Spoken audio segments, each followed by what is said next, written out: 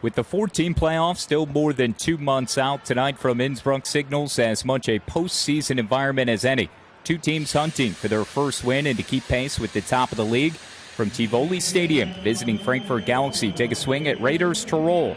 Each are 0-2, and a third loss will undoubtedly make things all the more challenging the rest of the way as we look toward the crowning of the European Football Alliance's first ever champion.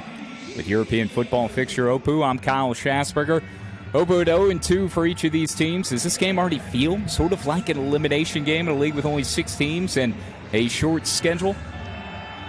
Definitely, Kyle. This is a matchup which both teams definitely have to win. I mean, if they lose that, they have huge problems on their back. Both teams, as you mentioned, are coming in with a 0-2 record. But both teams actually showed improvement. I mean, Galaxy played a very strong matchup in week 1 against the Paris Musketeers, and I definitely think they still don't know how they managed to lose this one. And then they played one of the strongest sides in this league, the Munich Ravens. And the Raiders Tirol, they actually hit it really hard. First 2 weeks, they played the 2 top teams in this league, without a doubt, the Munich Ravens and the Nordic Storm. And here we have the visitors from Frankfurt coming in. Yeah, Frankfurt 0-2, Opu, but those losses came against Paris by 1 point and Munich. Who might be the league's best team? Again, Munich, Nordic Storm, Paris Musketeers, all looking like the favorites for 3 of those 4 semifinal spots. But Opu, in your opinion, how much panic should there actually be around this Galaxy team? I think there shouldn't be that much panic, because although they lost the first 2 matches, they played actually good football. We see Ethan Garbers here, the quarterback, that showed a pretty good working with his wideouts and running this offense. He showed pretty good what he can do. And on the other side, the Raiders, first matchup against the Ravens, which are, for me, the Munich Ravens, the best team in the league so far. And then they were a little overwhelmed by what was happening on the pitch, and then they came into that second matchup against Nordic Storm, and they showed a much better defensive performance, but their offense let them a little bit standing in the rain in that second matchup against the Nordic Storm. And for Tirol, Opu, 2 losses, but they face Munich and the Nordic Storm. Arguably, again, 2 toughest opponents on the schedule here early on, right out of the gate. Have they been as bad as the record suggests? Their offenses look good, at least from my perch. Flashes of explosiveness throughout their first 2 games. Well, led by Steven Trajewski, their quarterback, they played a decent offensive game in the first week when they were facing the Munich Ravens. Their defense did not perform on that day. Week 2 was a total different picture. Their offense did not really produce, but their defense showed a pretty strong performance against the Nordic Storm. And this is why we said this is so important for both of these teams, because from what we've seen so far in this league, one can consider Nordic Storm, Munich Ravens, and Paris Musketeers being the top 3 teams. Not necessarily in that order, but they're the top 3 teams. So there is only one more spot left to hit the Big 4. And here we have the best view you can have from a European American football stadium, Tivoli Stadium in Innsbruck. You're looking at the Alps, and you think about everything except football if you're having that view. That really is a breathtaking view, Opu. I mean, it's incredible. Saw some of the images on social media throughout the week. The teams arriving yesterday, arriving at the stadium here today. It is as picturesque as it comes, and the homestanding Raiders of Tirol will burst onto the field here at Tivoli Stadium. Again, each of these teams at 0-2, hungry, desperate in many ways for their first victory. And Opu, you're plenty familiar with Juan Fata, who came back to restore, quote-unquote, the Raider way. Even sitting at 0-2, this program is showing signs of moving back towards that identity, and it's one that Juan Fata is plenty familiar with, as he's been connected to this program, this organization, for a long time. Yeah, Juan Fata was the head coach for the Raiders Tirol in the National and the Austrian League for a couple of years. At that time, they've been one year after the other Austrian champions. They won a European competition as well. And Juan Fatah is like the head coach for the Raiders Tirol. And he actually took the first loss against the Munich Ravens he took on his back. He said he overloaded his defensive players with information. So they were standing on the pitch and they were doing too much thinking and not playing football. And that showed that they did some adjustments and showed a much better performance defensive-wise when they played in week 2 against the Nordic Storm. On the other side, we haven't mentioned as much Coach K, Thomas Koschling, who is a Frankfurt legend in many respects, took this Galaxy team to their first title game of the ELF back in 2021. He's known as Mr. Galaxy. What have you learned about him and maybe the Galaxy's ability to deal with adversity through these first 2 weeks? Again, folks may forget this team is one goal line stand away if it weren't for Paris stopping them at the goal line. And I think it's still a head-scratcher in many ways for this Frankfurt team trying to overcome that loss. They had a comeback that fell short their last time out, but week 1 they were that close to getting in the win column. And that's as healthy of a dose of adversity that anyone can face, knowing that you're knocking on the doorstep in the inaugural game here at the European Football Alliance. Well, most definitely, Coach K is Mr. Frankfurt Galaxy. I mean, he was one of the driving forces to start this franchise in the beginning at all. Then last year, he tried to pull back from coaching, was not the head coach anymore. He was the director of sports. This year, because last year with American coaching staff, it did not work out the way they wanted it to work out in Frankfurt. So he's getting back to the sideline, is a defensive-minded head coach, definitely, and is somebody who you could consider being a player's coach, which Juan Fatah is not. The nickname that the players give Juan Fatah is always the general, because it's a little bit my way or the highway if you're being coached by Juan Fatah. But he is somebody who will always give you a chance, who will always see your development and then give you chances to show during the matches what you learned and what you adapted and what you can do. Again, with Opu, I am Kyle Schasberger. This is Week 4 action of the European Football Alliance. One of 2 fixtures here today. Another one coming up tomorrow. We're at Tivoli Stadium as the Tirol Raiders, the home team here today, continues to pour out onto the field ahead of national anthems from both sides, the coin toss, and we will kick things off. Again, 2 fixtures today, 1 more game tomorrow, a pair of 0-2 teams here this evening in Innsbruck.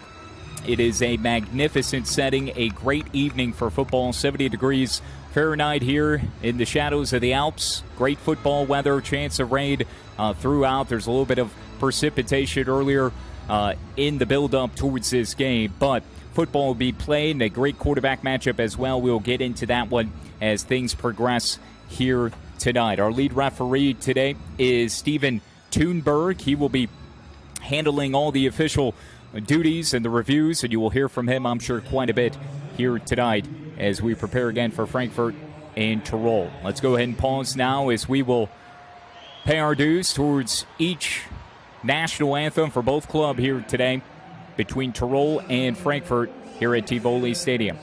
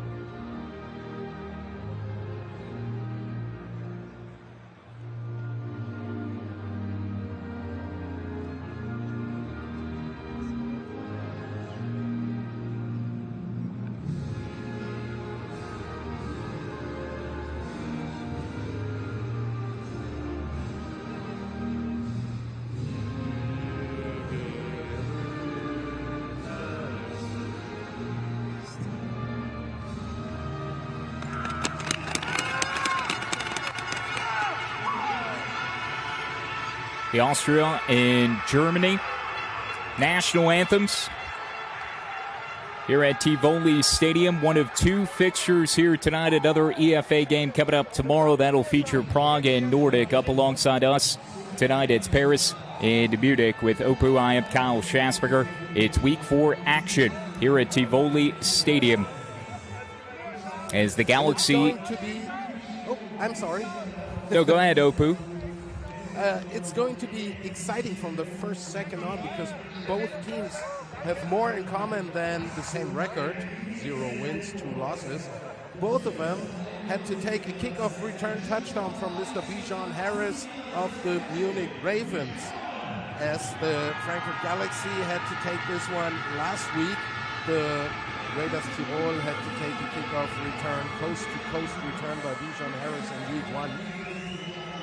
So it's going to be interesting what the special teams are showing to us. But I have to say, you might not have understood what they were singing during the national anthems, but I can say it's 1-0 already for the Frankfurt Galaxy, because those German players on the Frankfurt team, they really hit it with the German anthem.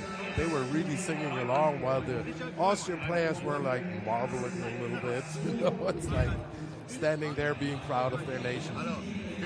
I love it. That's the perspective we want, Opu. I appreciate you so much. You've covered this game a long time. You've played, and I appreciate your insight here tonight for this Week 4 showdown. And thank you to everybody who is watching on YouTube, on Fubo, wherever you might be. Appreciate the support of the European Football Alliance here for this Week 4 matchup. The standings check: Nordic Storm, Munich Ravens, Paris Musketeers all sitting at 2-0. Then it's the Galaxy of Frankfurt, the Raiders Tirol, and the Prague Lions, who are all sitting at 0-2, which again speaks to how critical this showdown is. A pair of 0-2 teams, and with 4 teams up for grabs, or 4 spots rather, in the playoffs, which will begin, August 15th and 16th, Opu, with the 14 playoff getting underway. And the championship game will be played here at Tivoli Stadium, but it just adds to the intrigue between these two.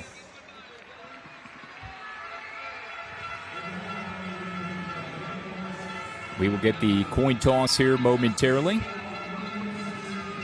Yeah, fortunately, Bijan Harris is not on the field here for either of these teams. They don't have to stare down a guy who has 2 kick returns for a touchdown. The opening kickoffs, mind you, in each of the first 2 games for Munich.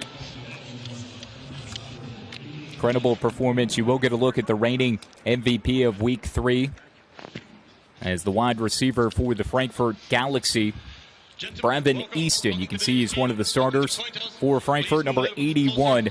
Last week, 9 catches, 158 yards, and 2 touchdowns. Also carried twice for 12 yards. And quarterback Ethan Garbers, who finished his collegiate career in the States at UCLA, will handle things under center for the Galaxy against Steven Grajewski, who spent time at 3 different schools in the States. The Raiders quarterback. And here is the toss. It is heads. Raiders, you want to defer? You want to receive in the first half? Which way do you want to kick? Kick that way, so please move to your side. Gentlemen, please shake hands, good luck, and have fun. So Steven Thunberg there handling the proceedings, our lead referee. So, Opu, we're going to see the Galaxy get the football first. Yes, and while we see the Raiders Tirol offense and shortly after the defensive players for the Raiders Tirol, it's going to be very, very interesting, the comparison of the 2 quarterbacks today. Ethan Garbers, as you mentioned, he was for the UCLA Bruins starting quarterback under Coach Chip Kelly, so a quarterback that really knows how to play high-level football. And on the other side, you have Stephen Krajewski, a guy that played, I think, Wagner College, Division II, but somebody who showed really that he can run an offense on a very high level in those first 2 games. So it's going to be very interesting to see this comparison of those 2 quarterbacks. Both of them are not really dual threat quarterbacks. One has to say Ethan Garbers and Stephen Krajewski, they both love to stay in their pocket. They can run, They're not really speed stars. I think Ethan Garber's had a 4.95 on the 40, so he's not really a speed star. But if necessary, he can extend the game and the play and get a couple of yards. Yeah, both are pocket passers for Krzyzewski, and a 3-interception performance his last time out that he's looking to overcome. But Max Kosler, the offensive coordinator, specifically chose him. So looking to see continued development out of him under center for Tirol and Ethan Garber. So I think really in that second half against Munich, Opu, that really showed a lot of what this Frankfurt team looks for out of Garber. Swing of the leg, and we are underway. Week 4, Tirol and Frankfurt. And the Galaxy will bring it out a touchback on the opening kickoff. And Garber's last week, Opu, 26 of 44, 380 yards, 3 touchdowns, but he was sacked 7 times. And that speaks to the issues of this Galaxy team through 2 games. The offensive line really not being in sync and a lot of problems along what was a restructured line coming in, but they haven't been able to live up to the billing and keeping their quarterback upright. They're definitely having a problem, definitely on the interior offensive line. Their tackles are actually really good players. They're really good offensive tackles, but the guard and center position is complicated. Plus, they're a little injury struck. They're playing with a new center today with number 67, Marcos Dubravczyk.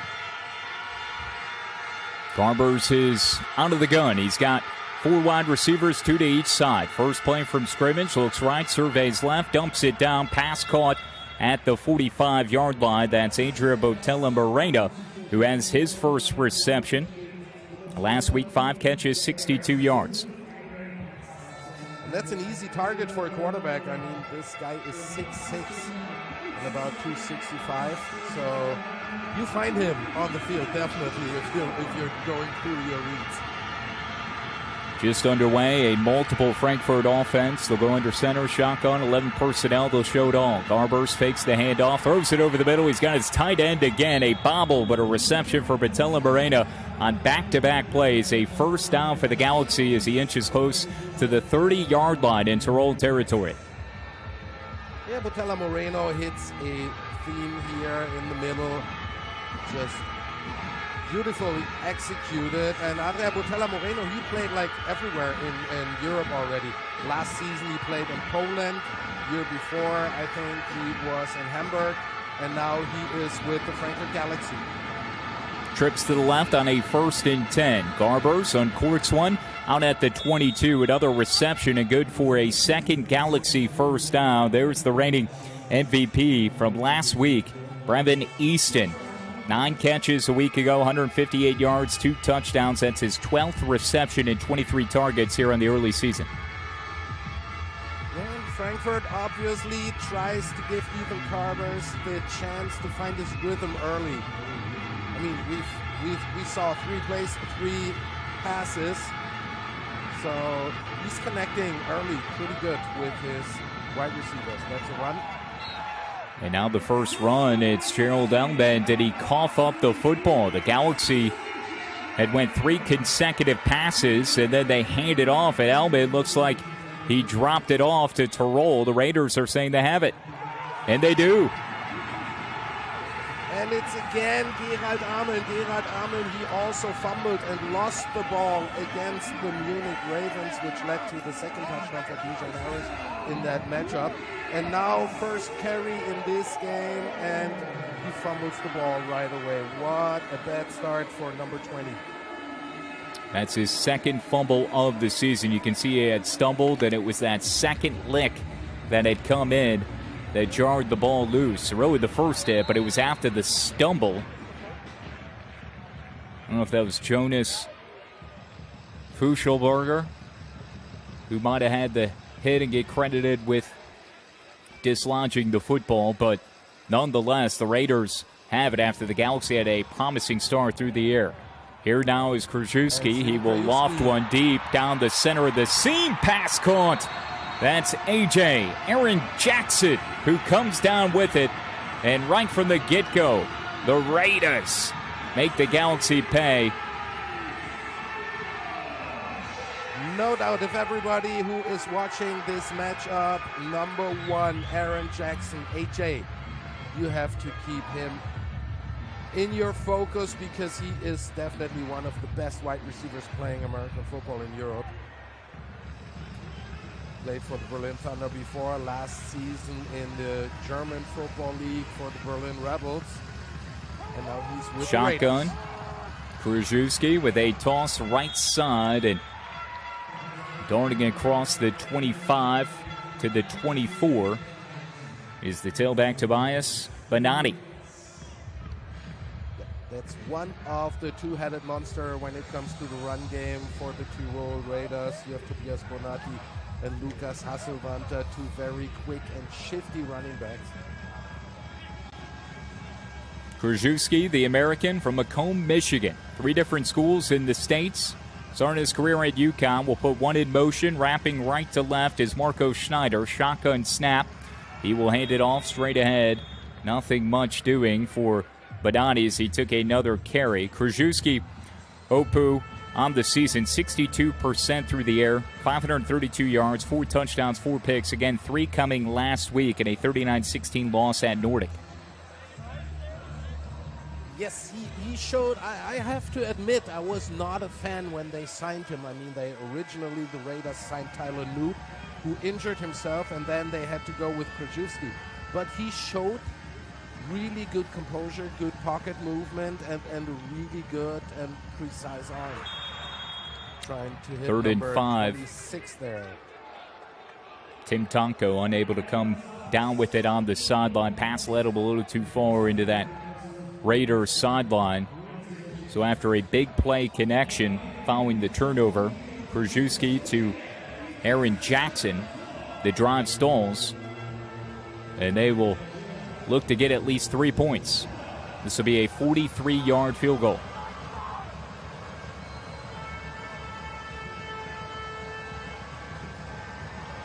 Snap, hold, kick is Yes. good. Just narrowly tucked inside the left upright. And that's Sandro Egger. Or Janata Luria, beg your pardon, who comes through. Yeah. He definitely had the distance, but I don't know if we see it from this angle. That was pretty close. He hit it a little bit to the left, but the officials say it was good, so we got the first points on the board. Janata Luria with a 43-yard field goal, and it all comes after the fumble from Gerald Ellman. Strong start for Frankfurt offensively. It was pass heavy early on. First time they handed off. Ellman inside the red zone coughs it up. Big passing play to Jackson. And Tirol has to settle for the field goal. So 3-0 is our score. Nearly 4 minutes gone by in this first quarter.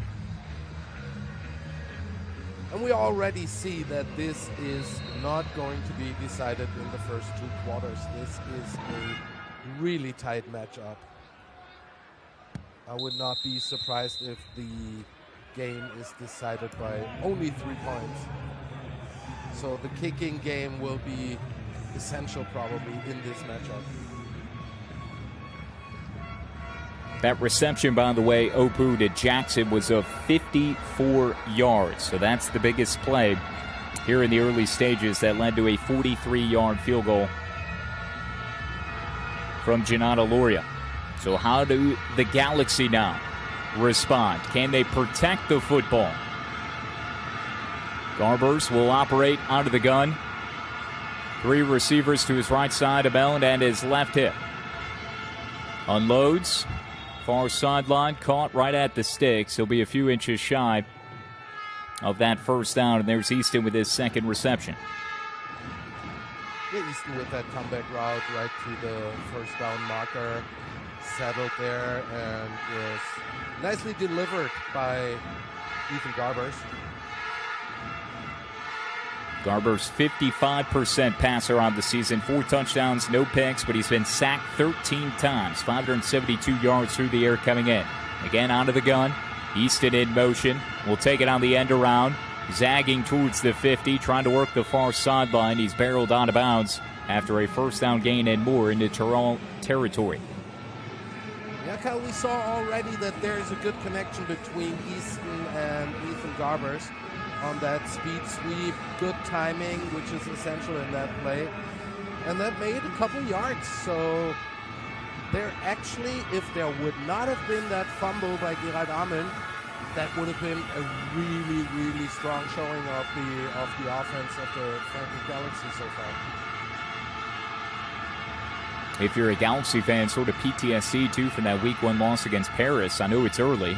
As a reception made by Botello Moreno, his third catch, the Galaxy tight end, as he goes off tackle right side, picks up a healthy chunk. But Opu, going back to that Week 1 game, and no doubt Frankfurt was the better team for most of that contest, but it was some untimely turnovers. Sure, they had the big pick six from Mason Chambers, but they squandered what was, if I recall correctly, a 14-point advantage over the last 7.5 minutes of that ballgame. And in Germany, it was widely discussed why Coach K did not decide to kick the field goal against Paris. But if you have two kicks blocked before, the decision is totally understandable. Garber scampering. Gets just a couple, exactly what he needs. As the play broke down, and that's not what you often see out of Garbers. That was a wise decision to at least tuck and run, but you mentioned it off the top, not as much a scrambler or dual threat type guy, certainly just a pocket passer, but when he needs to, he'll pull it down and he'll run for the yardage needed. And last week he had a couple of runs and he tested out how tough those defensive players in Europe are, and he pretty quickly found out that they can nail it, and so he started to slide, he started to go outside. Next run, this time Gerald Ameln can hold on to the ball. Ameln tunnels forward for a few yards. Yeah, to your point, Opu, Garbers last week on the ground, a 45-26 loss against Munich. Again, 21-20, they lost on a goal line stand late against Paris when the Musketeers came back. But the game against Munich, Garbers ran it 7 times for 54 yards. So he did show he was more than capable of picking up yards on the ground. 2nd and 8 coming up as we near the midway point of the opening quarter. Frankfurt down to Tirol 3-0, and Garbers will execute out of the shotgun, trips right side.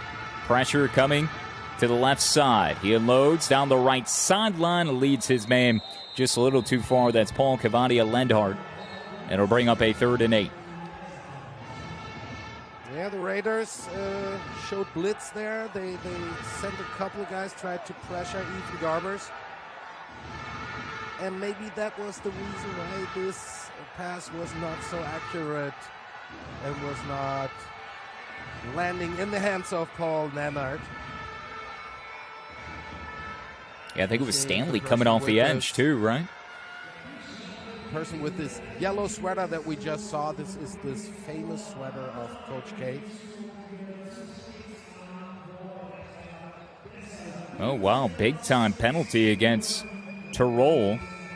The yellow sweater of Coach K is going to love that one. The yellow hanky being collected by this officiating crew. So a pass interference is going to set up the Galaxy inside the Tirol 20-yard line. Now Garbers going under center. Hands it off to Elman. He rumbles ahead to the 12-yard line. Short gain. But what a massive penalty there against the Raiders that benefits the Galaxy. And we already see, for everybody who has not followed Galaxy football so far, the strength of the Galaxy offense is definitely the pass play. But they have to keep on running the ball with Gerald Ameln and with their other running backs to keep this Raiders defense honest, to keep them on their toes, so they have to play the run as well. Garbers rolling for his life right side, and he is trucked in the backfield. Big time sack from Precious as Precious Ogbeven comes through and lands the sack. Precious Ogbeven, one of those Austrian linebackers that is, he could play in each and every team in the EFA. He would be a starter in each and every defense. Fast, quick, powerful, great defender. 3rd and 12 for the Galaxy now. Garbers onto the gun. Drops back. Flings it over the middle. Easton has the catch. Racing towards the sideline. Now cuts back in. And a cavalcade of Raiders defenders wrangles him down to the deck there. That was a smart play. Taking the check down. Going underneath. Protecting the football. And getting a little bit closer here for your field goal kicker and Ryan Rimler as he will be called upon to tie this game. Nice concept here. All the other wide receivers went deep, and Brevin Easton on this, kind of shadow cross coming across, and Ethan Garbers found him. Couple extra yardage from Easton, but not enough for a first down. 4th and 1, but they stay out with their offense. They're going to go for it. Here's Garbers onto the gun. Looks left, now running forward, surging towards the goal line. He stopped just shy. So how about that? A little reverse broadcaster jinx there. I was calling already for the field goal. Should know better, right? Based on Coach K not going for it in the waning stages against Paris. Early in the ball game here, makes a little more sense. A 4th and 1. Nice run after the catch from Easton. And now Garbers finishes up, and he got 1st and goal. Just 1 yard here, less than Opu. Let's see. They have a fullback in. So that looks like they're going to try to power it into the end zone. Garbers is going to throw it right side. He loses the football as he bumps into Elman. And now Garbers trying to snatch. He's clawing and raking at the football. Was he able to pounce on it? Oh, a disaster situation here for the Galaxy. And fortunately, it looks like Frankfurt was able to come up with the football. Holy moly.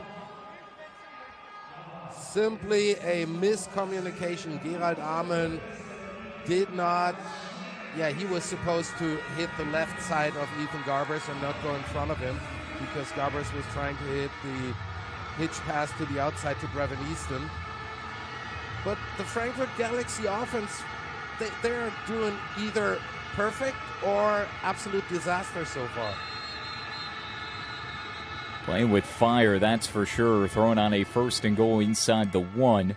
And now you're backed up to the 11, right hash. We might have a timeout.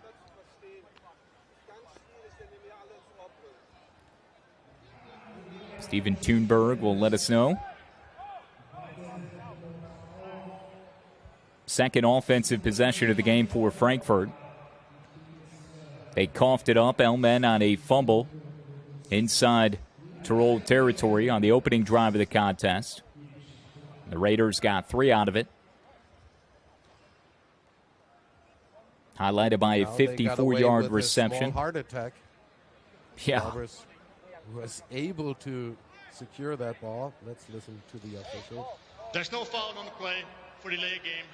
The play clocks, the onside play clocks are now running and in use. That's there was a positive. Yeah, that's Frankfurt dodged another bullet there. I thought maybe they had gotten a timeout in. Approaching the 4-minute mark of the opening quarter. Galaxy facing a 2nd and 11. 4-man front for the Raiders as they bring 4. Garber steps up in the pocket. Now he evacuates it. Left side. Cuts up inside the 10. Terrific job by Garbers as he slithers forward for positive yards, making something out of nothing. Yeah, but the Galaxy so far is just gaining yards with the run game. If Garbers is carrying the ball, they definitely have to get Amann into the action here. Felix Salonen on that last stop of Garbers, just outside the 7-yard line. 1 tight end, 3 receivers. Shotgun, faking the handoff. Garbers whistles one right side, incomplete. In and out of his receiver's hands. That's Cavadia Lenhart. 3rd and 9 now for Frankfurt. Yeah, Leonard touched it, but I think he saw the ball very, very late because there was a defender right in front of him. Let's look at that again. From the rollout, and there was a lot of traffic. Would not have been an easy catch, but it was doable, let's put it that way. Ryan Rimler, the kicker for the Galaxy, one of the best kickers throughout Europe. Yeah, so that was on 3rd and 9. Here's a 4th and 9. The kick from Rimler from 25 yards out is right on the money, and we're tied at 3 with 3:39 to play in the opening quarter. The veteran Rimler comes through. It's an adventurous drive for the Galaxy, but they get points. And now we are back to dead even, 3 apiece. It already smelled like touchdown Galaxy, but then they shot themselves in the foot again. Again, those unconcentrated things, which you would normally say occur in week 1, but in week 3, it shouldn't happen anymore. But one should not forget that the Galaxy is dealing with a new offensive coordinator. For week 1 was a different one than week 2. In week 2, Joe Denny, the offensive line coach, took over as offensive coordinator. So there might be some little hiccups still in the offensive scheme of the Frankfurt Galaxy. But one thing is for sure, they have to get their running game going against the strong defense of the Raiders Tirol. It was a long, sustained drive, too, for the Galaxies. They chewed up quite a bit of clock, so it only ends in 3. Should have been more. Galaxy had a 1st and goal inside the 1, but a botched quick pass attempt to the right side, and as you've indicated, Opu, Amel just not making the right move out of the backfield, bumping into Garbers. Fortunately, Ethan was able to pounce on it, and Frankfurt ultimately gets 3. Here's the kick from Rimler and the Galaxy, and it goes through the back of the end zone. Tirol will have it at the 25. In a tie ball game, each team 0-2, desperate in so many different ways, considering the way the league is shaked out through the first 3 weeks. And Tirol now will get a chance. We'll see if the Frankfurt Galaxy, before they were rushed onto the field, different, kind of everything was accelerated because Tirol, Opu getting the ball off that initial turnover and fumble from Amel. But now the Galaxy here defensively at least have their legs underneath them and can start to drive fresh with Tirol getting the ball after the field goal. So Tirol with their second drive of this matchup. Krzyzewski onto the gun, fakes the handoff, fires one right side low, intended for Aaron Jackson, who's already got a 54-yard reception, his 15th catch and 22 targets this year. He's approaching 300 yards for the season. He's got 2 TDs, 7 catches, 86 yards. Last time out, that 17-point loss at Nordic.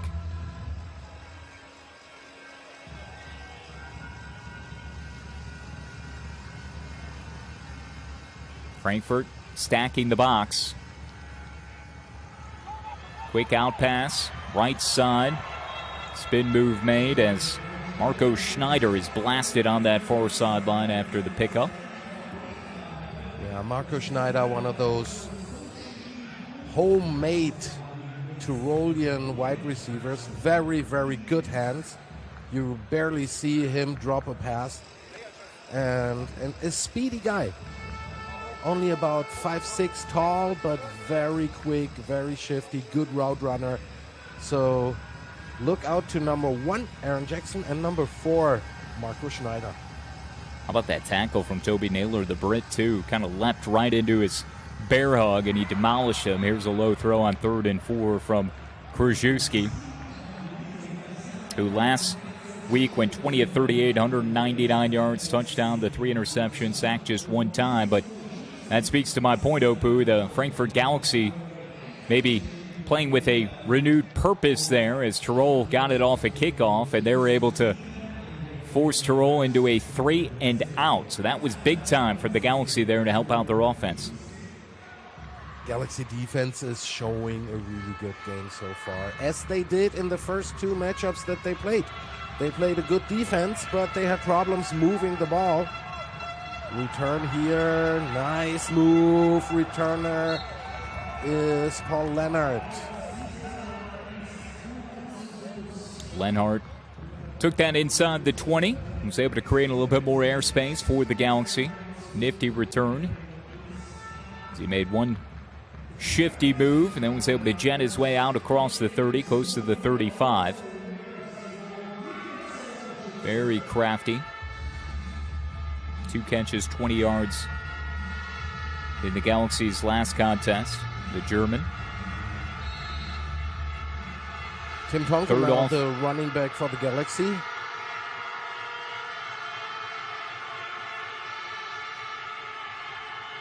High snap, holy moly, and jumping on that inside the 20. That was a brutal snap. Is the no tailback chance for Ethan Garbers even to touch this one. That was like in the 3rd floor. That was right up the elevator chute.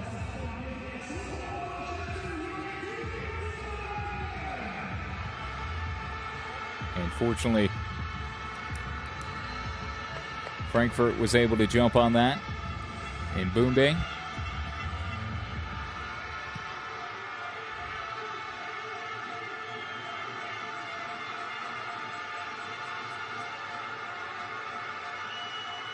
Empty backfield. Garbers uncorks one left side, and that's snuffed out immediately by the Raiders.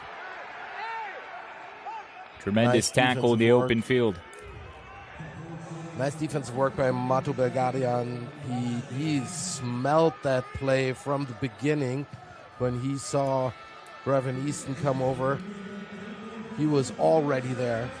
Good tackling, good solid technique, just getting the hips off the ball carrier and wrestling him to the ground.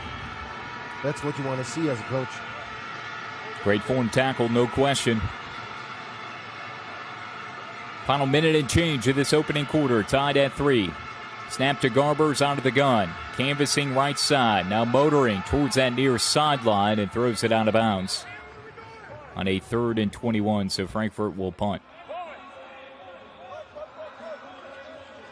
Yeah, he found Norman Schum there, number 11. Very good wide receiver. Actually has a twin brother that also plays wide receiver. He plays in the other league, in the AFLE for Berlin Thunder. Showing 4 catches, 61 yards against Munich. That 19-point loss, 45-26. Bastian Rappel on a snap that bounces to him. Flags fly.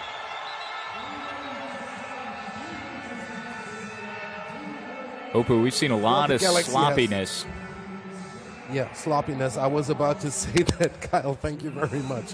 The Galaxy definitely have concentration problems. I mean, bad snaps, fumbles, misalignments.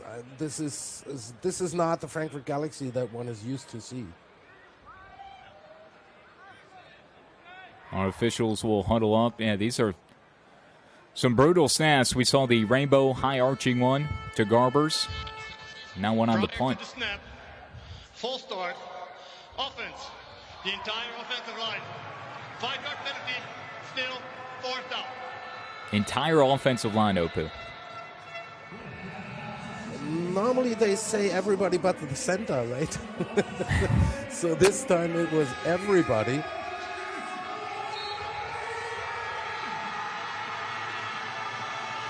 See if the snap is any better for Rappelt. It is. He handles, gets a high end-over-end boot. It hits inside the 40, starts to trickle to the 35, and it'll be down there. Tirol will have the football for a 3rd time here tonight as we wind down our first quarter, tied at 3. It is so far the expected defensive battle, except one thing. The Galaxy offense, in each and every drive, they have at least one major mistake, whether it's a fumble, whether it was Armin running over his own quarterback, or now these bad snaps, the shotgun that was way over the head of Ethan Garbers. So,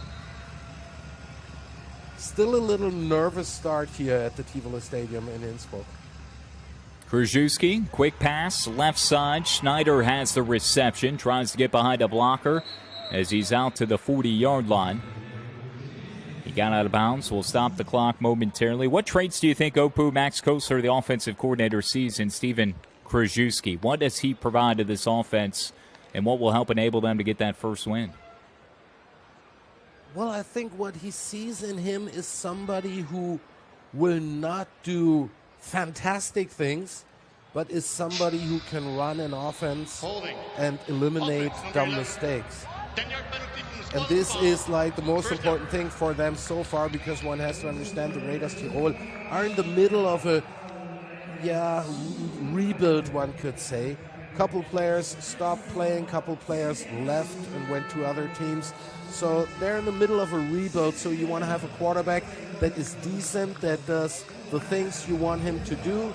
He doesn't have to, pick the stars from the heaven for you. He simply has to do what you want him to do, and he has to manage the offensive plays. After a holding penalty that backed up Tirol, the running back Benatti takes it left side. And that'll be the final play of the opening quarter. 3-3 is our score. Raiders Tirol and the Frankfurt Galaxy. Two teams each seeking their first win of the season and to keep pace with the top of the league in the European Football Alliance. With Opu, I'm Kyle Schasberger. We'll be back for the second quarter of action from Tivoli Stadium in a moment. This is the EFA.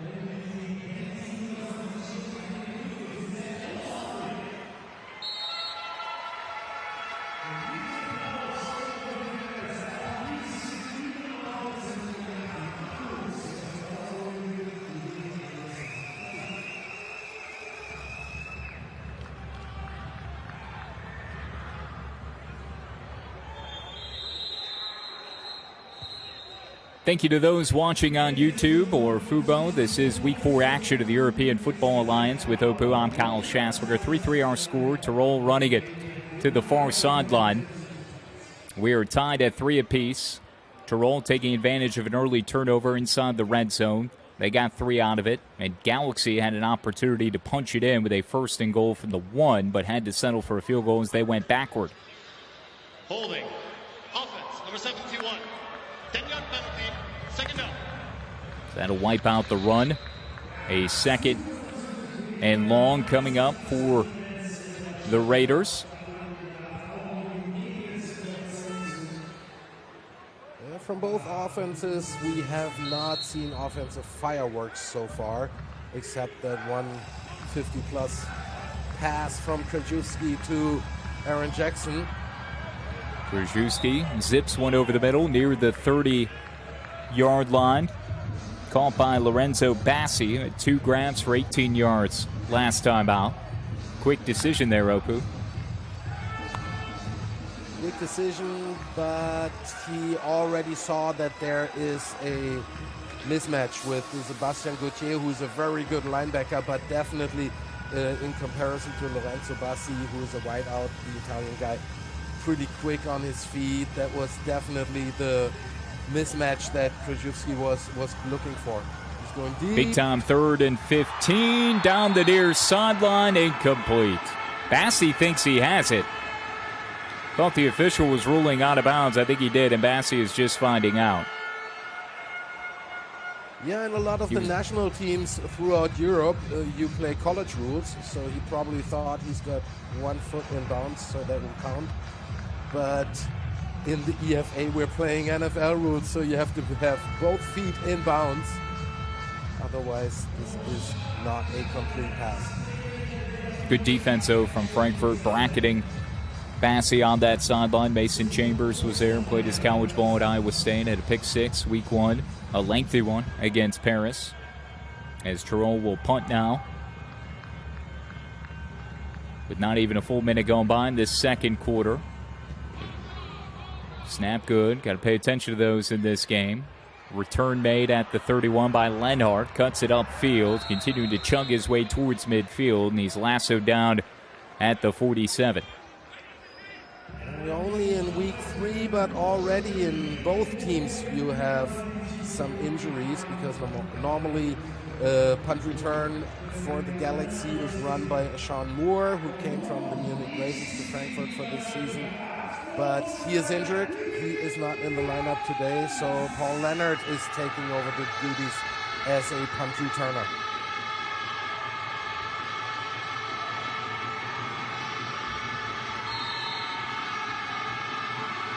So Ethan Garbers in this retooled offense. New offensive coordinator for the Galaxy here entering week 4. Go back to work. Garbers leads his man too far in Brevin Easton. Already a couple of grabs today. Going for the deep ball. It's a good shot on first down, though. I like that, Opu.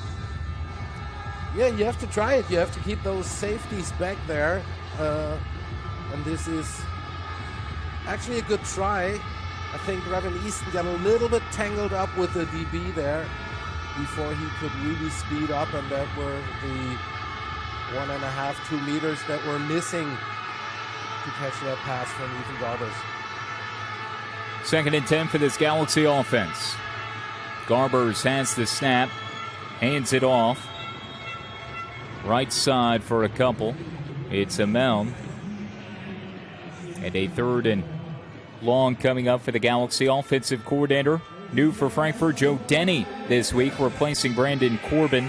Opu, due to family issues, he steps away. Yes, and Joe Denny, originally hired to be the offensive line coach, now takes over the offensive coordinator duties as well as the offensive line. 4 down linemen defensively on this 3rd and 8. Garbers flush from the pocket, now on a pivot, trying to cut back towards the center of the field, and he is drilled. Annihilated. Tim Unger, the German, is in there on the stop. And a 4th and long coming up now for the Galaxy. What a terrific, vicious hit from Unger.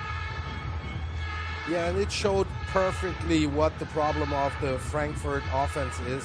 They have a problem in protecting Ethan Garbers. A lot of fans might still have that picture in their head of his torn jersey last week, where he had to play with a different number in the second half because his jersey was absolutely torn up by the defenders of the Munich Ravens. And today we see already that they have problems protecting him. So deep passing, Ethan Garbers will have to have a quick release so they don't give the defenders of the Raiders the chance to get to the quarterback. So the Frankfurt defense will take back to the field. Opu Curious, Coach K, Mr. Galaxy. Thomas Konchling's built his reputation on defense, sort of a no-nonsense type guy. Really leans into the fundamentals through 2 weeks. What has stood out about this group defensively? Well, defensively, you get from Frankfurt Galaxy defense, a team that is coached by Coach K, you always get a hard-fighting, physical defense. And that's what they showed throughout the first 2 games already, that they're hard-fighting, they take up every challenge, and they're a defense where it's not really fun as an offensive player to play against, to be honest. The problem with the Galaxy so far this season is our offensive problems so far, is the way I see it. Haswalter ran that for a couple.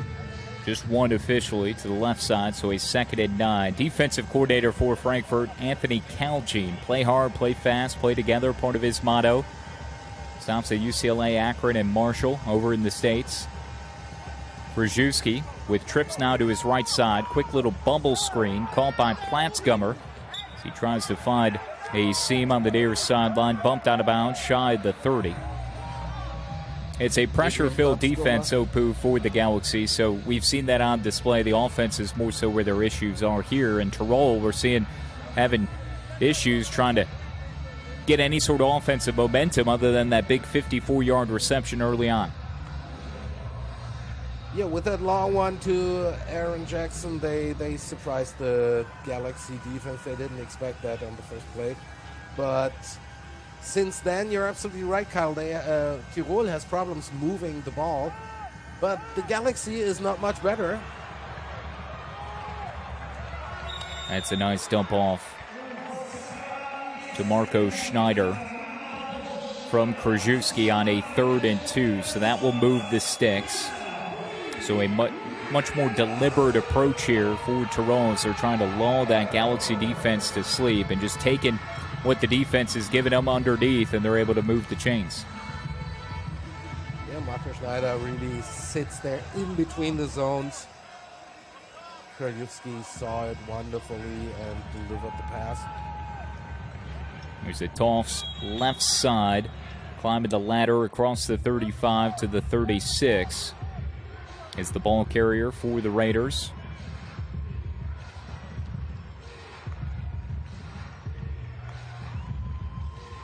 Almost 5 minutes gone by in this second quarter.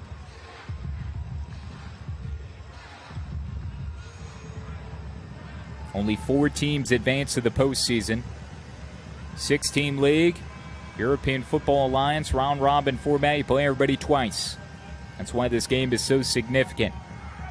Krzyzewski, flush to the right side, rolling, tucks, now runs, trying to spin free of Toby Naylor, and he just falls forward close to the 43. He was actually lucky to get out of that because big number 97, Leander Stratmann, was chasing Krzyzewski. Here we see it again. A little bit of bad angle. Otherwise, that would have been a stop for a loss. Credit Krzyzewski for picking up what he can. It's a 3rd and manageable now, 3rd and 3. Krzyzewski started his career at UConn. Last college season, 23 at Wagner, D2 school, 979 yards, 8 TDs, 4 picks. Takes the shotgun snap, hands it off, right side, and the tailback is bullied right to the deck.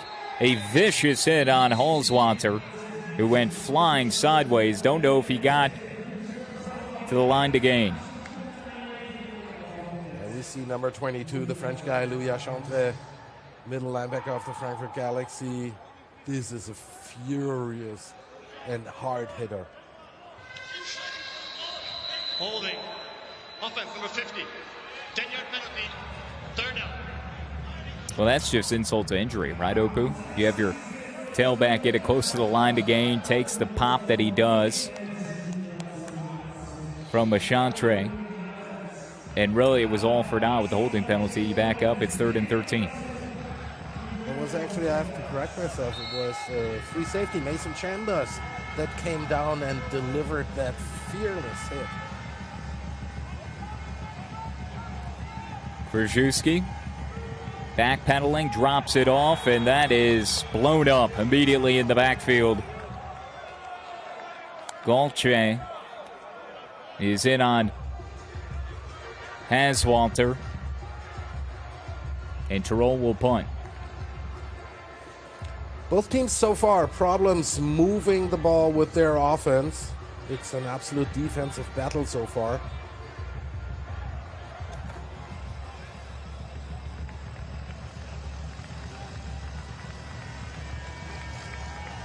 Another high snap, and this drops inside the 5. The punter scoops it up, runs it close to the far sideline. None of it matters, and Frankfurt Galaxy are going to be in business on another high snap. This one from Tirol. We've seen it a couple of times on Frankfurt's side, but now contagious for the Raiders, and the Galaxy are in business. Another awful snap, Opu, and that's a difficult thing with American football being played in Europe. European football, finding guys that can snap the football. We see it playing both sides.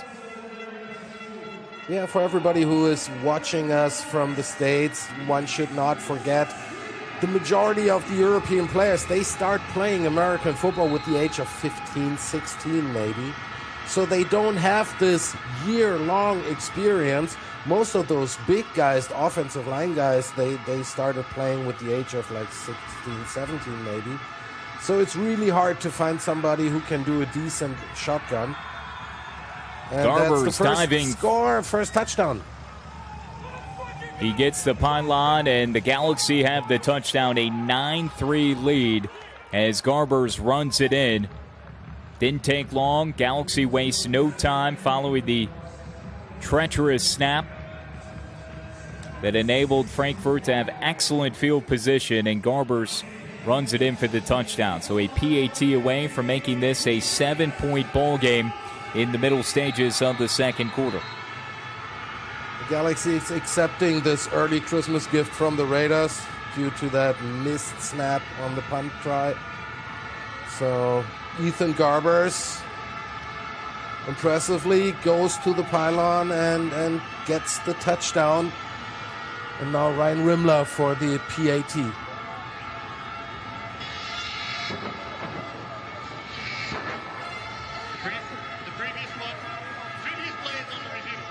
They will take a second look at that to see if Garbers was able to get to the pylon before maybe a foot hit the boundary on that far sideline.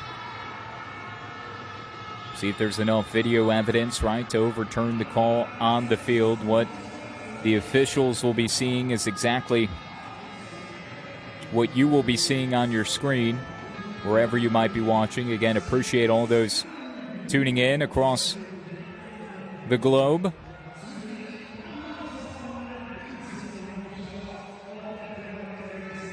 As Garbers tries to turn that corner, and it was ruled a touchdown. Was his knee down before the football hit the pylon?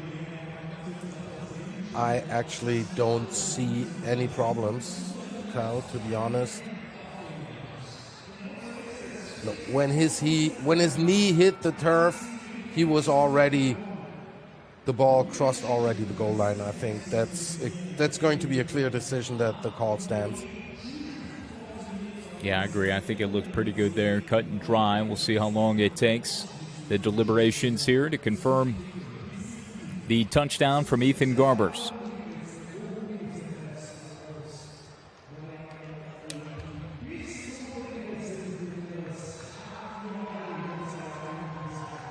And here's Steven Thunberg.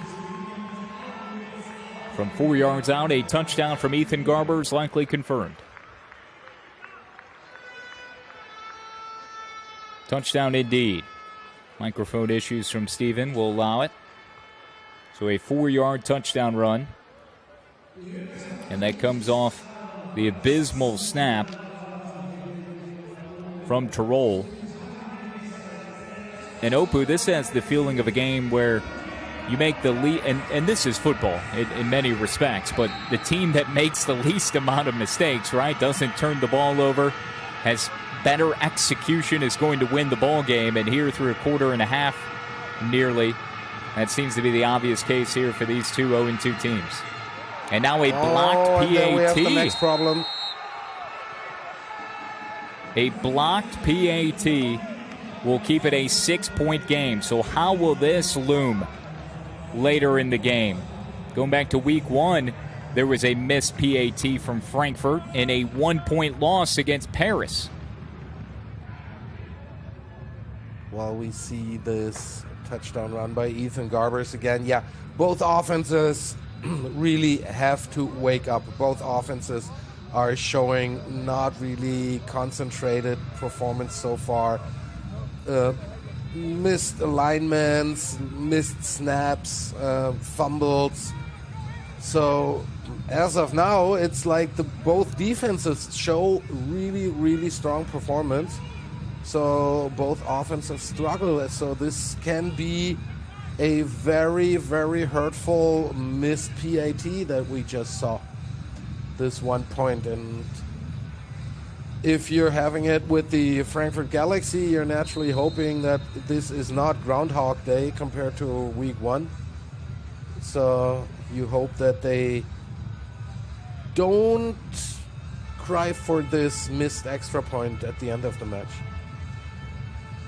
Yeah, there are some eerie similarities to week 1. There is no question. Frankfurt has been the better team outside of one play. That big connection from Krzyzewski to AJ, and that was off the initial turnover, but bad snaps have hindered both sides,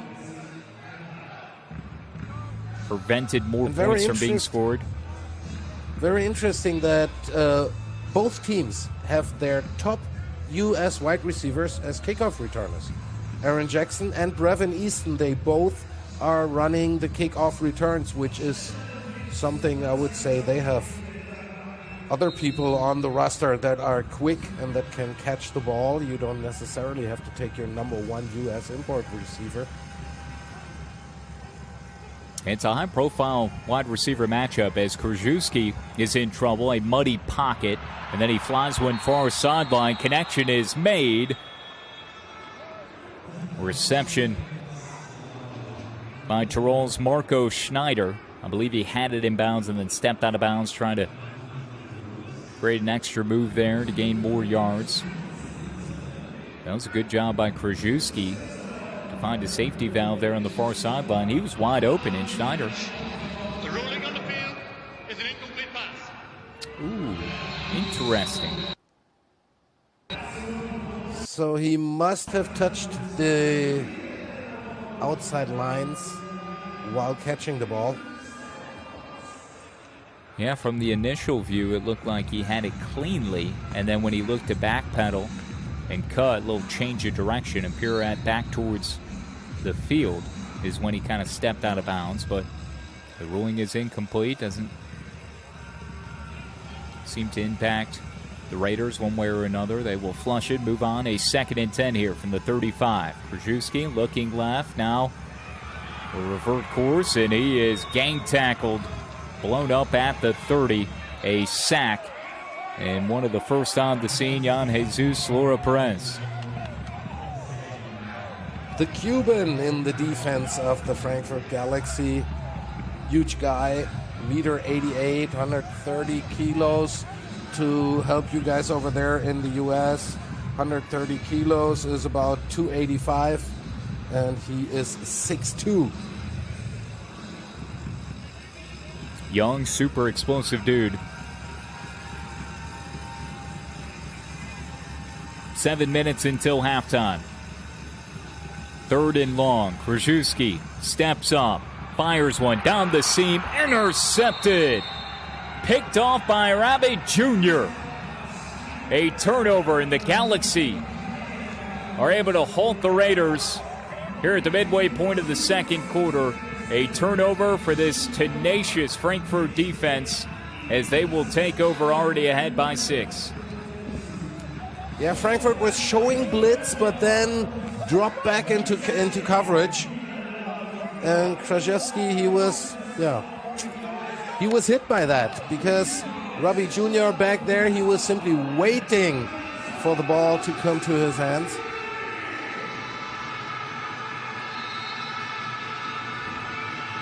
You wonder with some of the snapping issues, a turnover chain is applied to Jr. Might have been better to just knock that one away and let Tirol punt. Nonetheless, here is the Galaxy, and it's Easton circling up the near sideline and cutting ahead for a nice little healthy chunk on 1st and 10.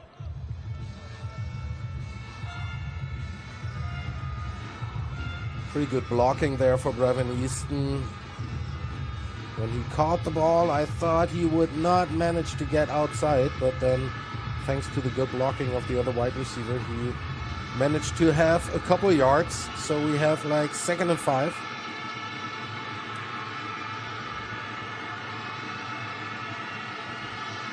Garbers with his back on his right hip. Takes the snap, fakes the handoff, trying to spin away from one tackler. He can't avoid the second. He goes down in a heap. A sack. He went down 7 times a week ago. That's another time that Garbers is eating the grass as his offensive line is unable to provide him enough aid to make a play. British guy Jay Jackson coming through there.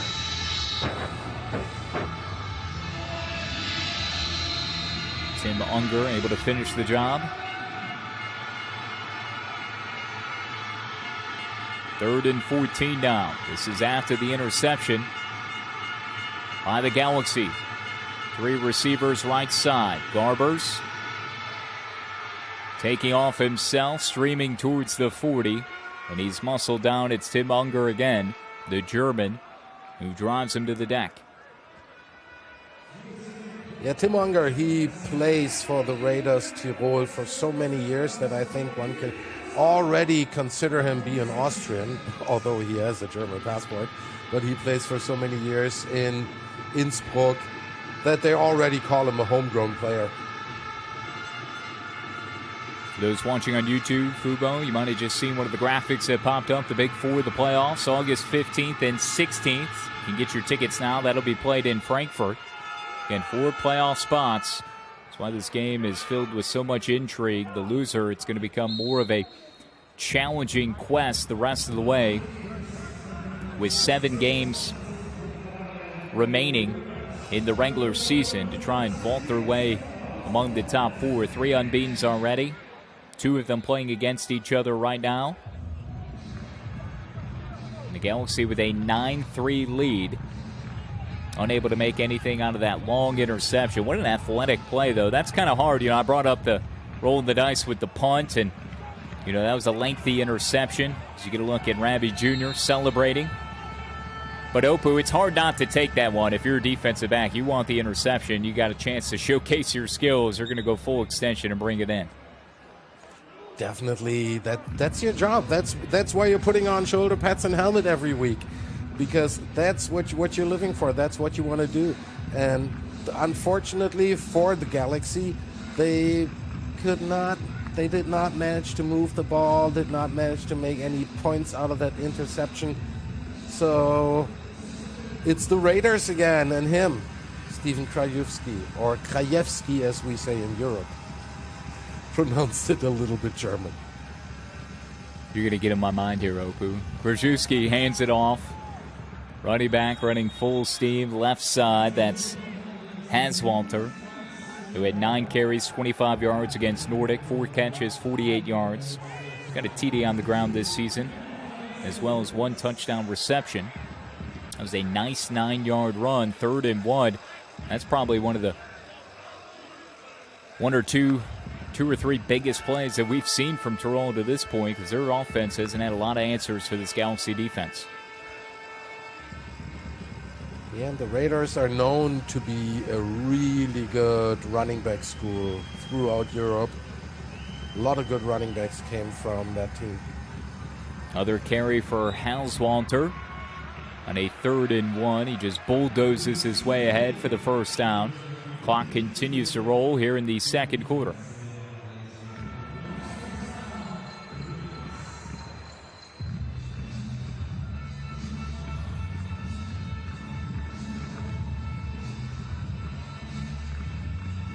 Tirol has 3 good guys, kind of all by committee. Athletic Austrians running the football. Great running back tradition. 2 Opu. That goes back to Flo Grind, right, who played in NFL Europe. Still a coach in the program today. Well, everybody who is watching us from the States and might be a New York Giants fan, for a couple years they had a Sandro Platzgommer, who is the brother of Adrian Platzgommer, the wide receiver who's playing for the Raiders here today. And Sandro came to the New York Giants via the IPP program of the NFL and stayed for a couple years with the Giants before he joined the Frankfurt Galaxy, where he played last season. but he stopped Isn't his that the one career who retired? and is a doctor now. Yes, the one who retired to become a doctor. A lot of these guys have full-time jobs, and they have some pretty hefty degrees and credentials here for what they do away from football. Here's Krzyzewski, who's just going to spike it on a 2nd and 9, so 3rd and 9 coming up for Tirol. As you can see, the sunshine really starting to peer down from beyond the Alps here in Innsbruck, capital city of Tirol. And as we just saw him, Sandro Platzgummer, he is a lawyer. His brother, Sandro Platzgummer, is a doctor. I mean, this family really has it with being good in school, I guess. Makes me feel like I have a lot to football players. Makes me feel like I leave a lot to desire with my own credentials. Here's Krzyzewski looking right, now left. He's running out of time, trying to jet forward, high-kneeing out of a couple of tacklers, and he's finally drugged down. That was going nowhere. So a 4th and long coming up for Tirol as they trail 9-3 inside of 2 minutes to play in the second quarter. This is a 2-minute warning. This is not really the play that we just saw, because he tried to find somebody downfield, but that was very good work by the defensive back unit of the Frankfurt Galaxy. Krzyzewski simply did not find any wide receiver open, so he had to try and run for his life. That relentless pressure pursuit of the Galaxy, forcing a 4th and 11. So very likely a punt situation here for Tirol as we have reached the 2-minute warning. We'll keep it here at Tivoli Stadium as we continue to near halftime. Talking about some of the occupations of some of these dudes on the Tirol offense. You can't forget about Marco Schneider either. He's got a PhD in oncology, right? Works full-time. I mean, these are some impressive dudes.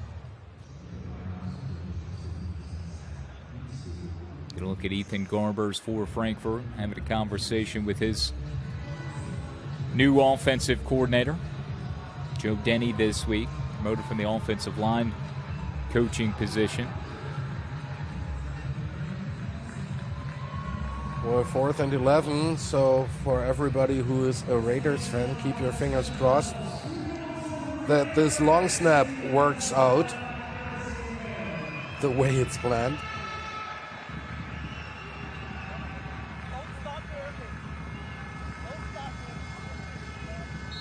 So Tirol will punt. Should the snap be clean? It's a tad low, dug out. Hankies fly. Kick taken by Easton at the 31, or Lendhard, I beg your pardon. Easton takes the kick returns, punting return duties, kind of backup duty to Lendhard. Now some extracurricular activity afterwards between Frankfurt and Tirol. And they shake hands.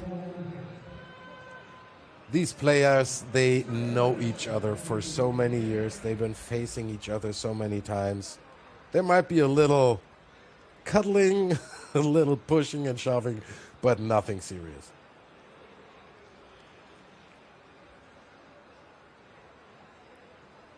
Again, flags flew as the football was snapped.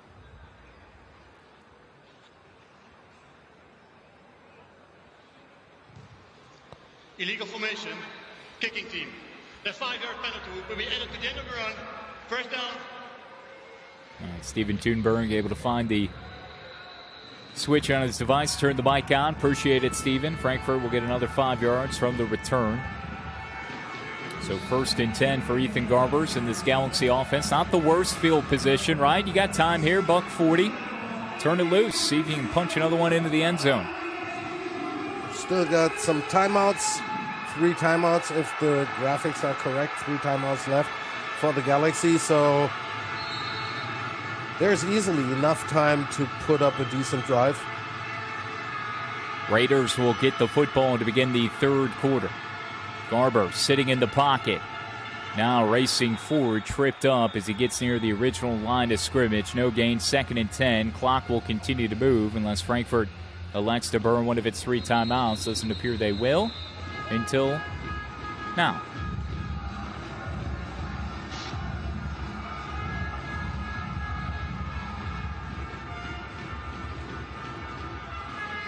So a timeout has been called.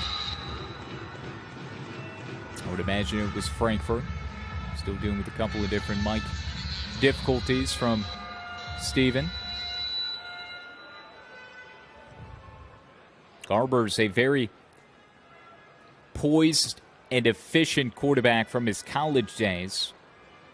Won Big Ten Player of the Week honors, 5 TDs after an LA Bowl victory where he was named the MVP out of UCLA. He beat Dante Moore out at UCLA. Dante Moore, for those familiar with college football, one of the Heisman preseason favorites at the University of Oregon entering this upcoming 2026 season. So Garber's beat him out, played under Chip Kelly, who coached Oregon prior to his time at UCLA. In between, he was with the Philadelphia Eagles. So Garber's comes from a good system, rhythmic passer, great processor. In his first year playing in Europe, out of the gun, a 2nd and 11. One tailback. Garber sits in the pocket.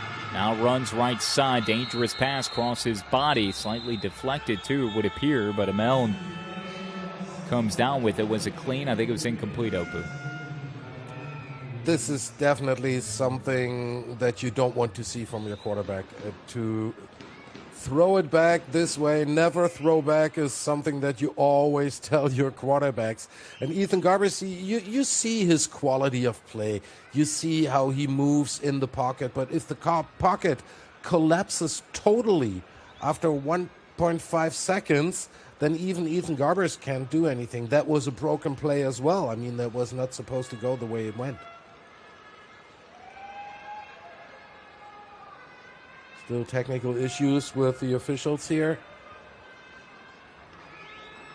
Yeah, just as I was lauding Ethan Garber's playmaking ability, and that's what this coaching staff has been raving about for Ethan. Foul on play for illegal forward pass. The quarterback entire body was not beyond the line of scrimmage. Timeout. Tirol. The Garber's top-level experience and playmaking ability that Frankfurt is expecting from him kind of went by the wayside on that last play, but Frankfurt doesn't get burned by an illegal forward pass. Timeout has been called to stop the clock. It was an incomplete pass. There's one of your old buddies, right, Opu? There was Shuan Fatah, exactly. Funny story. I actually started playing American football on exactly the same day as Shuan Fatah did. Back in Berlin. We're both born and raised in Berlin. Played for the Berlin Adler. Me being a wide receiver, him being a defensive back. So we met each other in practice as well. Love that. Terrific stuff. I know you got plenty of stories. Shuan Fatah, head coach for Tirol. Frankfurt's head coach, Coach K, Thomas Koschling. Another timeout, back-to-back timeout. So I think it was Tirol who had called the initial one, and now Frankfurt is going to call one themselves. So one remaining for the Raiders. I believe for the Galaxy should be one remaining also. And the graphics showing 2, but we'll tread carefully in that regard. 9-3 is the score, 1:15 remaining second quarter.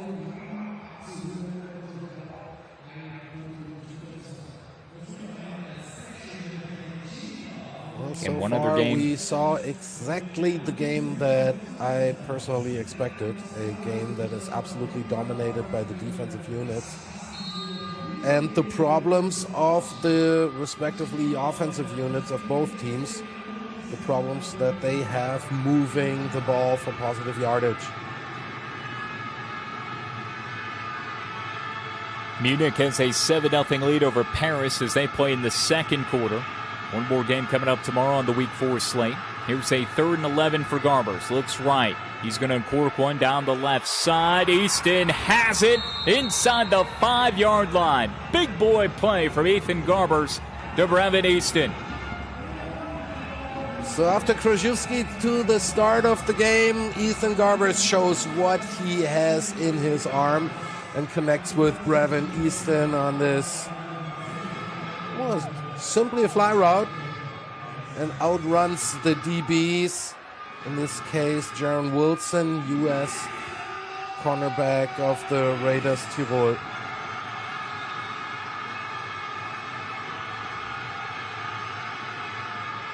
Huge pickup, and now the Galaxy have an opportunity to punch it in. Hand off to Elmen. He gets close to nothing. Bulgarian there on the stop.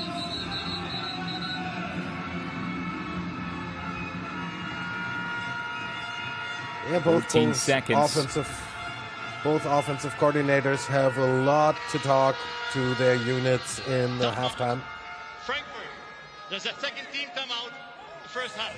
Please reset the Because game Frankfurt clock. definitely has a weak spot in their interior offensive line, so I don't really get the idea behind this running Gerald Ameln always through the middle. I mean, he has the speed, he can run.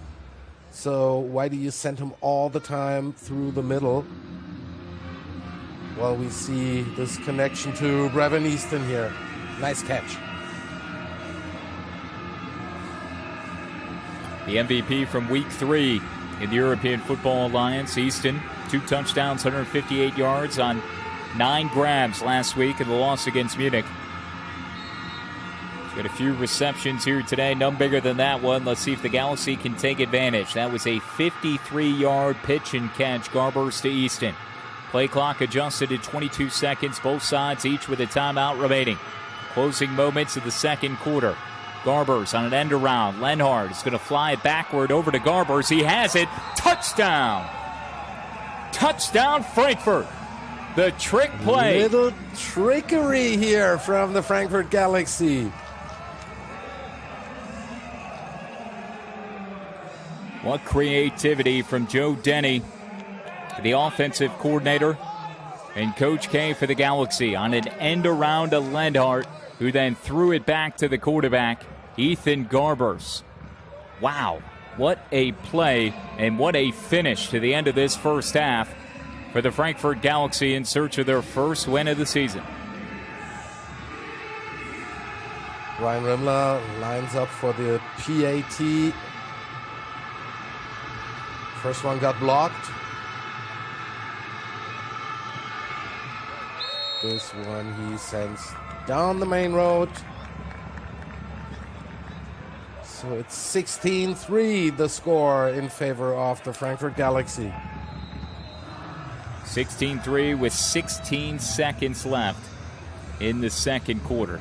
Just beautiful execution on the throwback to Garbers, and that's not easy. That's got to be practiced several times. It might look easy, but the quarterback having to not only hit the end around the receiver, but then run the right route, time it precisely, be able to find the football, catch it, and then take it across the goal line.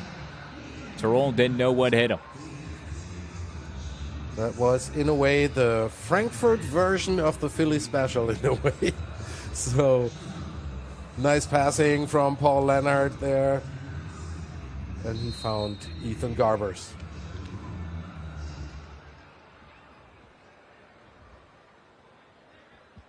So Rimler will swing the leg, likely for the final time here in this first half.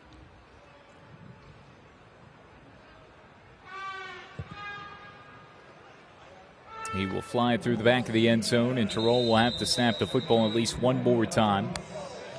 Likely content with just one timeout remaining to just milk these final 16 seconds. But you never know. Maybe take a quick shot. We'll see what Sean Fata and this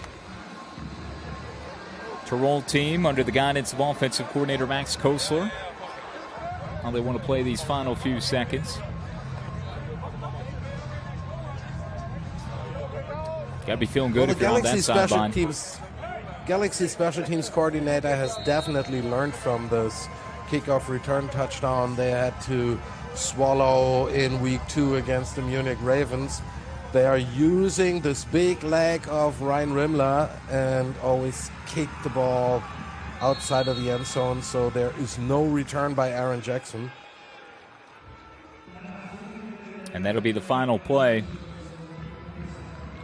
of the first half of football.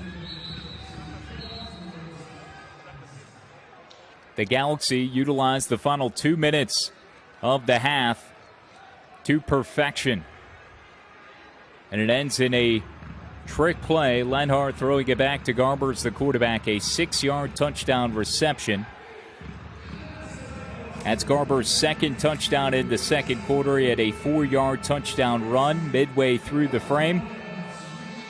And a pair of field goals from both sides in the first quarter left us dead even, but it was all Galaxy in that second quarter. And after 2 quarters of play at Tivoli Stadium, it's Frankfurt 16 and Tirol 3. We'll step aside, come back. The second half of action, this Week 4 showdown of the European Football Alliance will return. Thank you to all who are watching here today. Don't go anywhere. We'll be back for the second half here in a moment.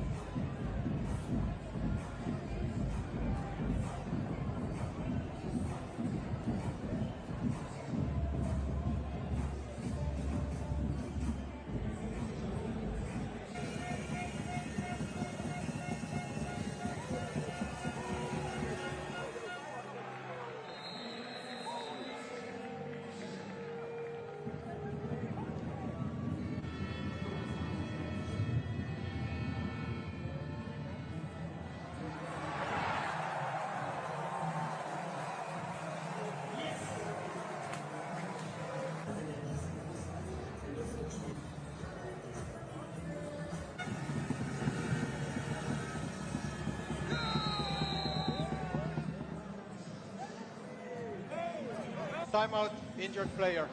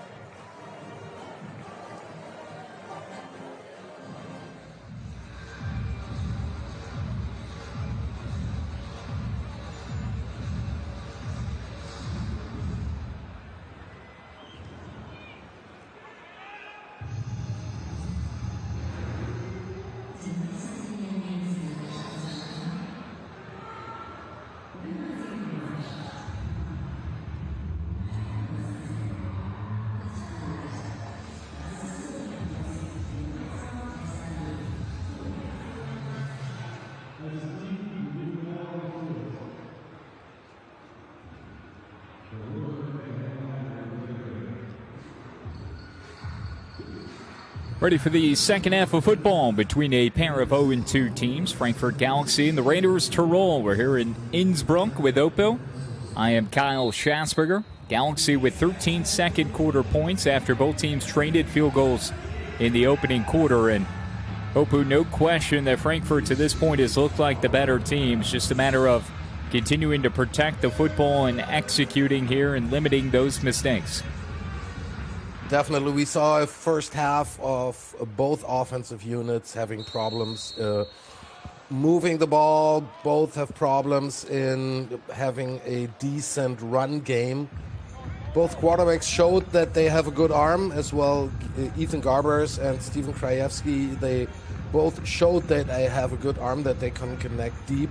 But we saw too many mistakes, too many fumbles, misalignments, and all those kind of things. I hope that the offensive coordinators found the time during halftime to have some adjustments.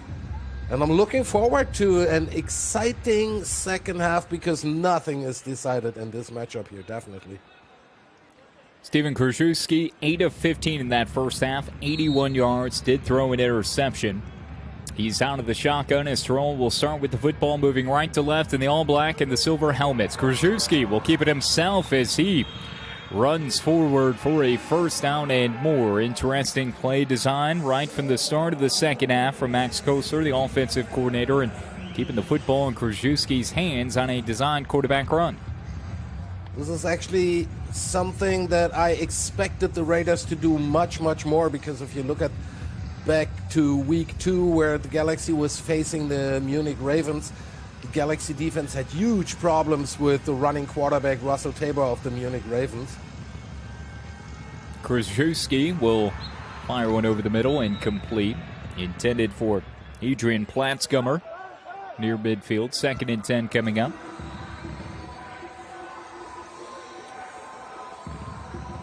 Leading rusher in that first half, Opu, for Tirol with 4 carries for 21 yards was Tobias Benatti.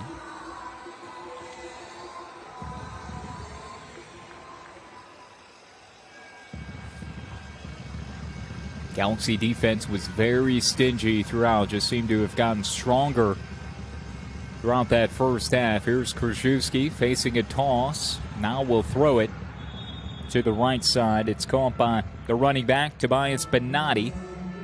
And he runs right out of bounds. I don't think he got much of anything there. 3rd and 10 coming up. You saw that the Galaxy defense did a good video study during the week. They knew exactly what was coming.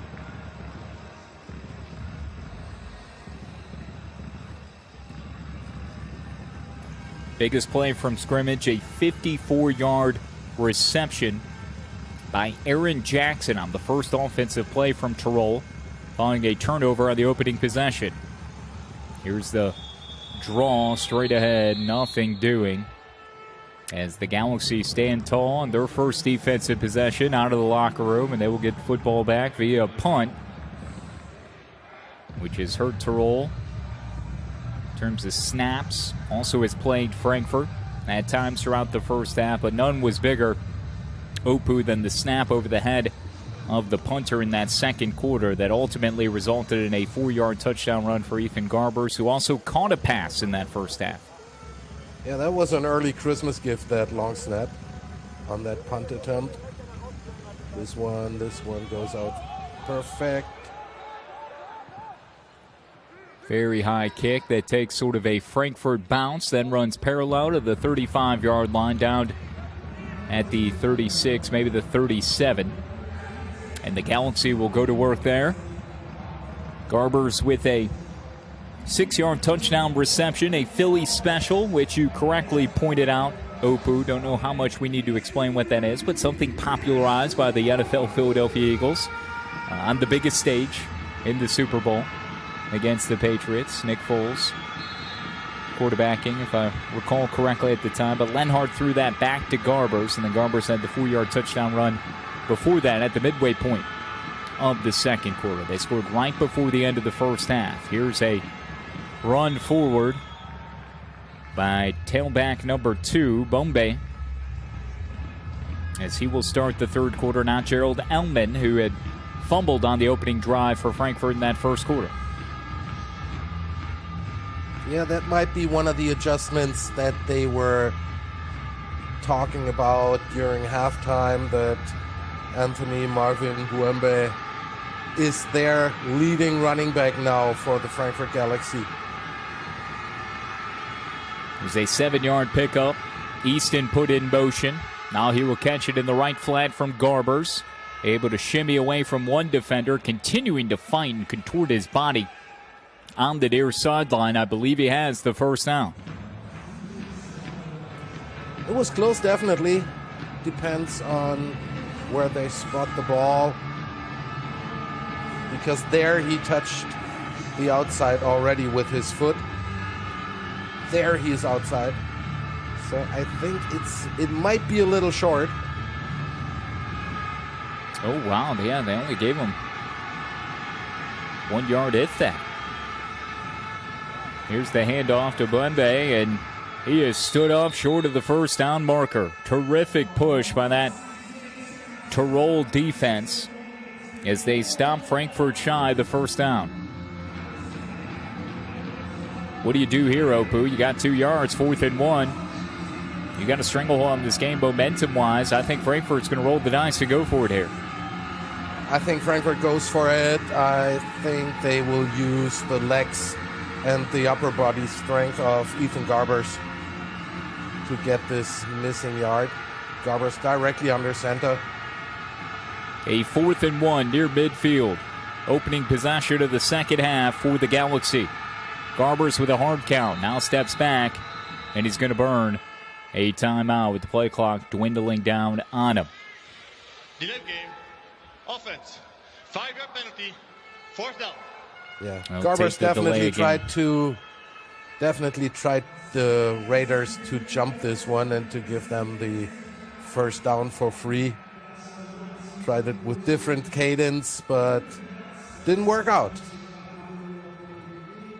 So he used the hard count, to see if he can get him to jump off sides. They just take the 5-yard penalty, a delay a game. So 4th and 6 just creates a little extra breathing room for the punter, Bastian Rappel.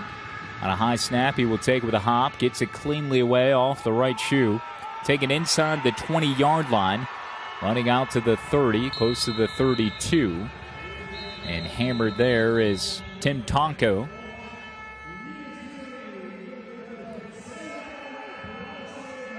Garbers, by the way, in that first half, 9 of 13, 146 yards through the air. He was sacked just twice, sacked 7 times a week ago.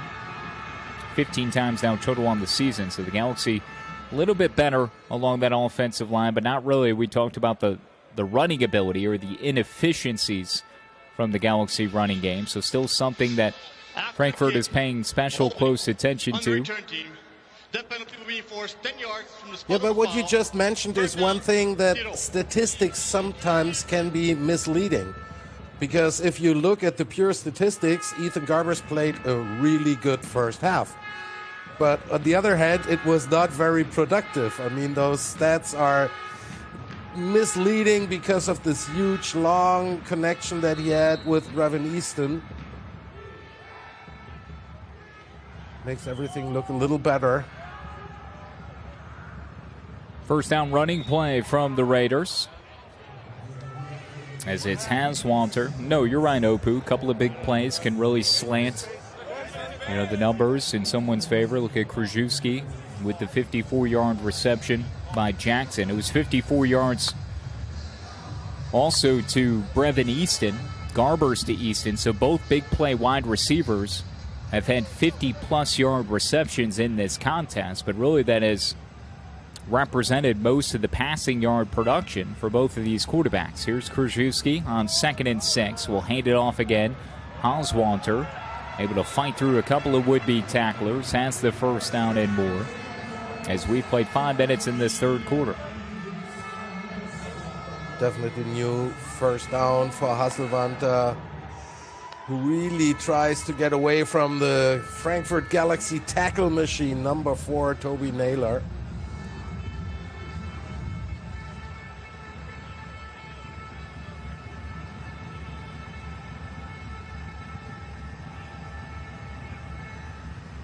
Offset formation.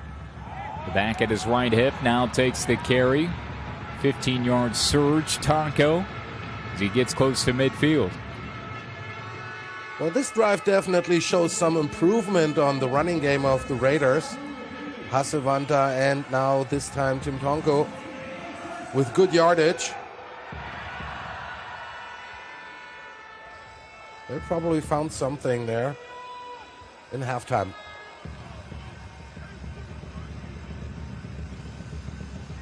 Tirol is kicked it into high gear offensively here near midfield. Here's a 1st and 10, another carry, very run heavy are the Raiders. That one is bottled up as Haswanter can't get much of anything on that carry. Looks like he gets 5, so forward progress. That's a decent run. Great second and manageable. Whenever your running back produces more than 3 yards on a rush, you're totally fine as a coach, I think. Because as famous commentator in Germany always said 3 times 3 is 10, so you always have a first down. Krzyzewski ends up throwing it into the ground. The ball is still alive. It's scooped up. It's Tiedrich Hansen running it in.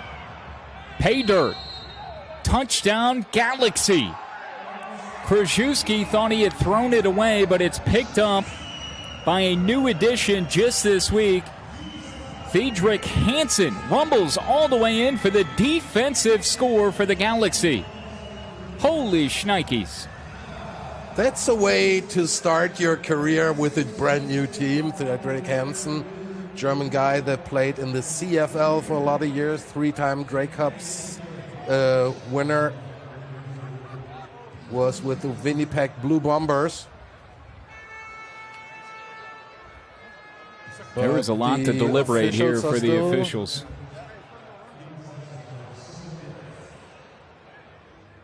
Was it kicked up in the air? After replay assist, the result of the play is an incomplete pass. There's no I was about to say. Intentional grounding, number 26 within the area. 4 down. Okay, so So the touchdown, no is taken touchdown off. for Tiedrich Hansen. Man, that would have been something, huh? The guy running with no last name, even on the back of his jersey, as he was just added this week. Probably has barely practiced, but that's what you're taught to do, you know, play through the whistle. There was no whistle. At least it wasn't heard. And fortunately, Tirol was able to avoid catastrophic disaster there. 3rd and 5 now. Krzyzewski out of the gun. Puts one in motion. That's Halswalter. Krzyzewski running towards the far sideline. Little pump fake, and now he is horse collar down, loses the football afterwards. Was half expecting a hanky there on the tackle attempt, but I haven't seen the laundry fly in. Louis Achantre, number 22, the French middle linebacker here.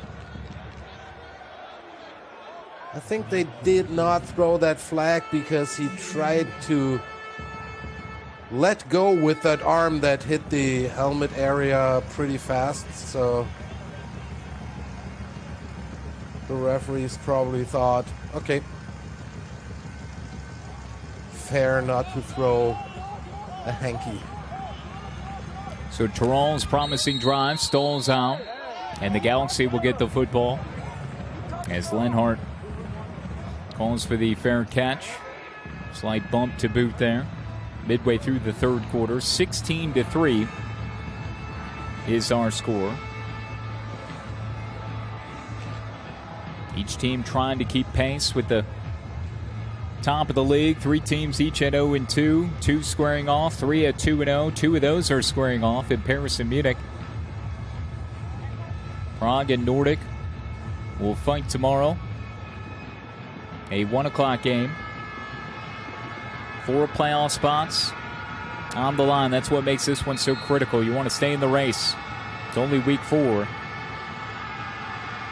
can't allow the boat to continue to take on water. Here's a handoff to Elmben, who staggers his way close to the 15. Right at the line of scrimmage. You might have lost a small bit of yards, maybe a few inches. Yeah, we definitely see that both of these teams have problems in the trenches. Both have problems with their offensive line. And if you compare them to Munich Ravens or the Nordic Storm, I mean, Nordic Storm of 5 starting offensive linemen, 4 were starters in Division I college football. So they don't only have the size, they have the technique and the knowledge. Lenhart believes he has a reception on that near sideline. I don't know if he was out of bounds or inbounds. He's racing back towards the original line of scrimmage. Let's see if he got both in. No, he was well out of bounds beyond the boundary. So a 3rd and long coming up for Frankfurt.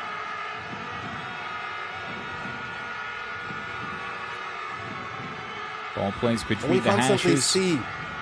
We constantly see as soon as Garbers wants to pass, he has to roll out even to the left or to the right. Because staying in the middle like he just did. Somewhat of a pocket to step up in and throw, but he takes Easton into the boundary, out of bounds. So an incomplete pass on 3rd and 11. 4th and 11 coming up. 6:28 remaining in the third quarter. Frankfurt expected to punt here. Opu, should this become a fourth quarter game, who do you think handles adversity better? Obviously, the team with the 13-point lead. Kyle, I think that the Raiders came out stronger from the half. They established a run game. They looked organized. And to be honest, Ethan Garbers, he had an oh my God.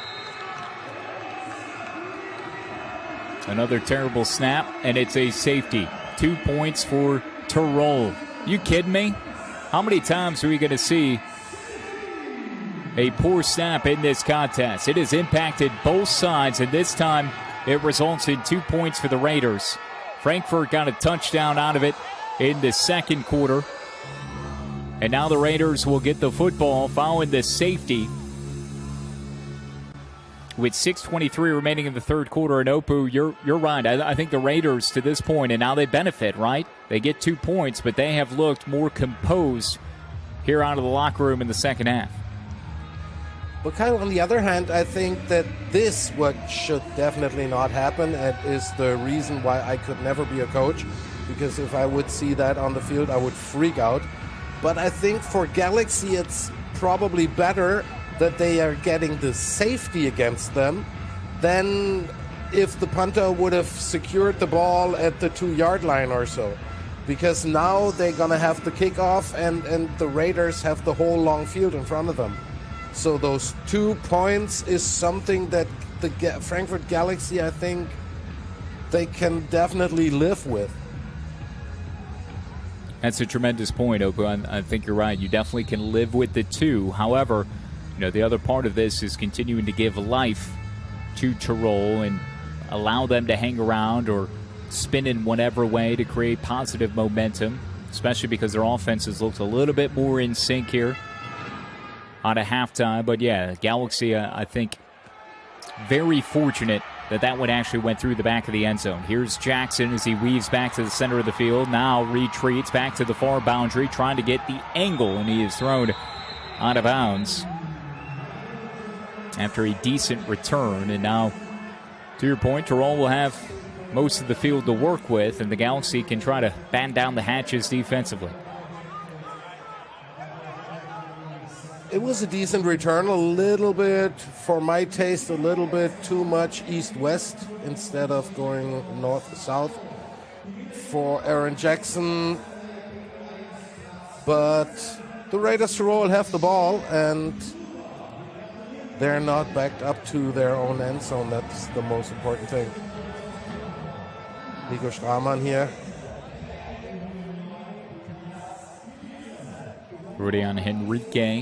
Dion Henrique, that last tackle on special teams for Frankfurt.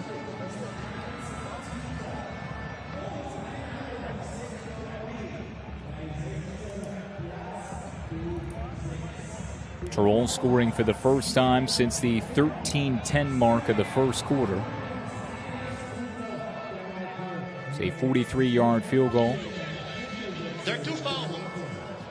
There are 2 fouls in play. Holding, return team, number 15. Personal foul, horse collar tackle. Receiving team, number 0. By rule, the ball will be placed at the spot of the foul. First down, Tirol. All right, so 2 separate infractions on the play. Tirol has the football. Ball will be placed just outside the 22-yard line, far hash.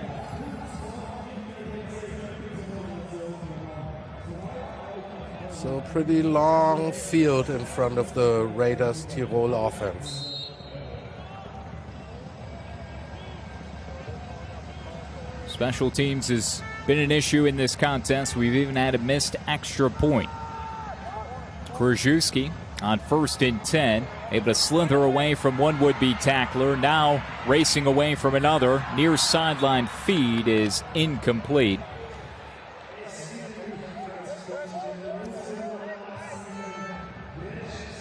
was intended for Marcus Charbel, who was signed this week. Started with Paris.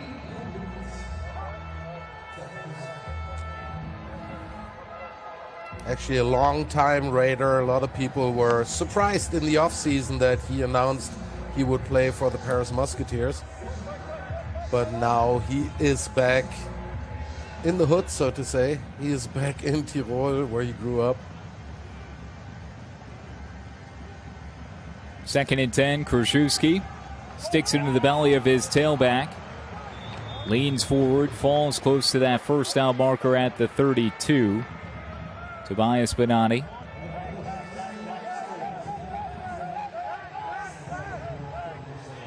Galaxy is giving up a little bit the inside. They're opening up the inside. That's where Bonatti and Hasselwanta are having their runs where they make positive yardage.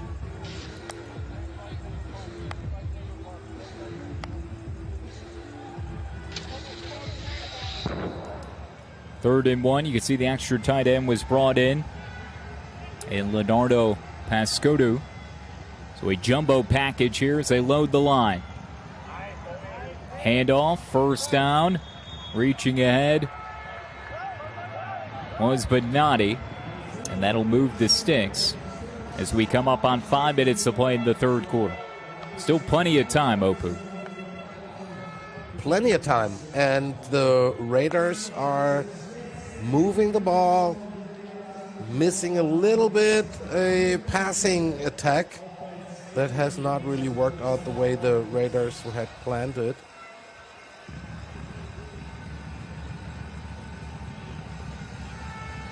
Galaxy forced to load the box defensively because of the offensive formation, and there's a nice burst out across the 40.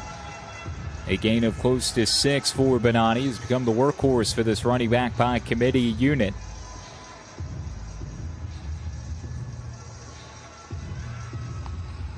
These rushes up the A gap and B gap that is hurting the Galaxy in the second half so far.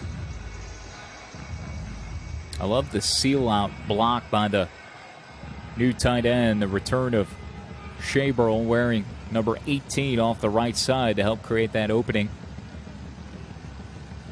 Once a Raider, always a Raider, I guess, right? Krzyzewski fakes the handoff, quick out left side, pass caught by Platzgummer. Should be another first down. And here we have the perfect example how important a working run game is for an offense.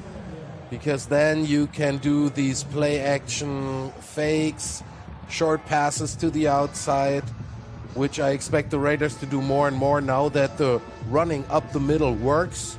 Now you can start with the short passing to the outside as well.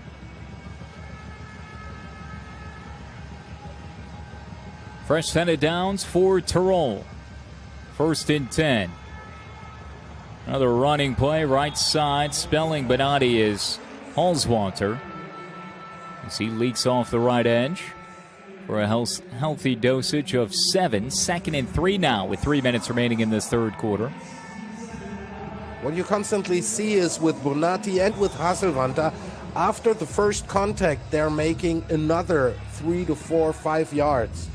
It's never the first contact that stops them. They're always falling forward. They always get additional yards.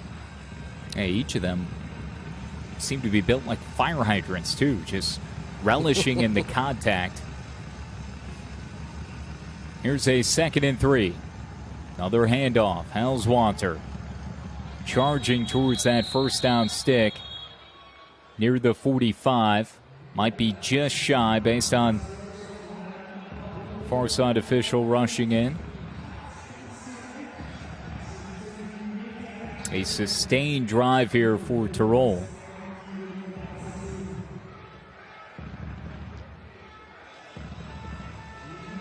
Right into the traffic. Number 79 has reported eligible. 79. So the Italian offensive tackle, Lorenzo Altobelli, reported as eligible. 3rd and inches. They go toss sweep off the right side. Halswanter, first down. He's bumped out of bounds into his own sideline. And another first down for the Raiders.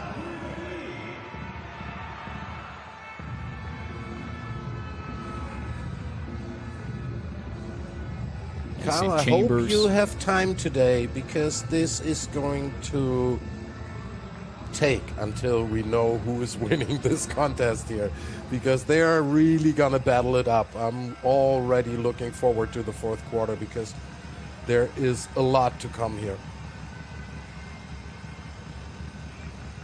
I've got all the time. I've got this entire day earmarked for this contest right here, as Krzyzewski takes a shot down the near sideline. It's picked off.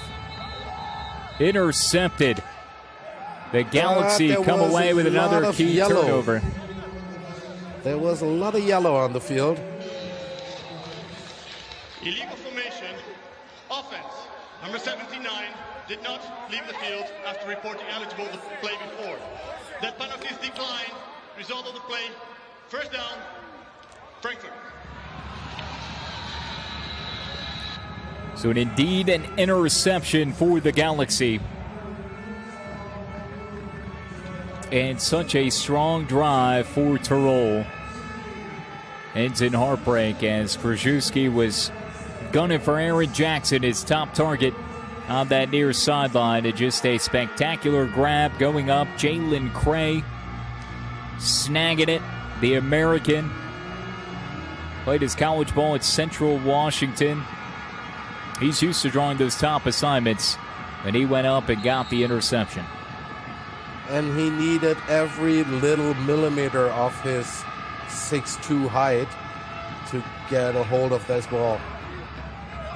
Garber's flicks one over the middle. Haven't called his tight end's name since the 1st quarter. He was targeted on the first couple of passing plays. Botella Moreno has another reception. What a killer for Tirol, though, inside the final minute of this 3rd quarter, that pick. Well, Galaxy is going back to where they started in the 1st quarter. I mean, if we think back, they started out with 3 passes. I think all 3 of them went to Adria Botella Moreno, which sounds Spanish, but he is German. Garber's on 1st and 10. Rifles right side, caught at the 30.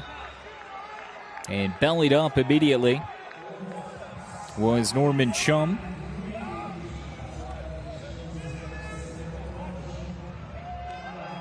Jonas Fuschelberger making the hit. An interception a couple of weeks ago in the last contest for Tirol. That's a difficult catch, man. Fuschelberger, yep. Opu was draped all over his backside. Nice contested catch. That's what you want to see from your wide receiver, battling for the ball, going for it. And he is definitely one of the better wide receivers here in Europe, Norman Schum. Also a German national. He's also playing for the German national team. And that's the 3rd quarter. We got one more quarter left, Opu. Don't go anywhere. Those on YouTube, Fobu, thank you all for consuming us here in this Week 4 showdown between a pair of winless teams, each so hungry, so desperate, thirsting for that first win of the season. The 4th quarter is coming up next. 16-5 the score. Frankfurt on top of Tirol. This is the European Football Alliance.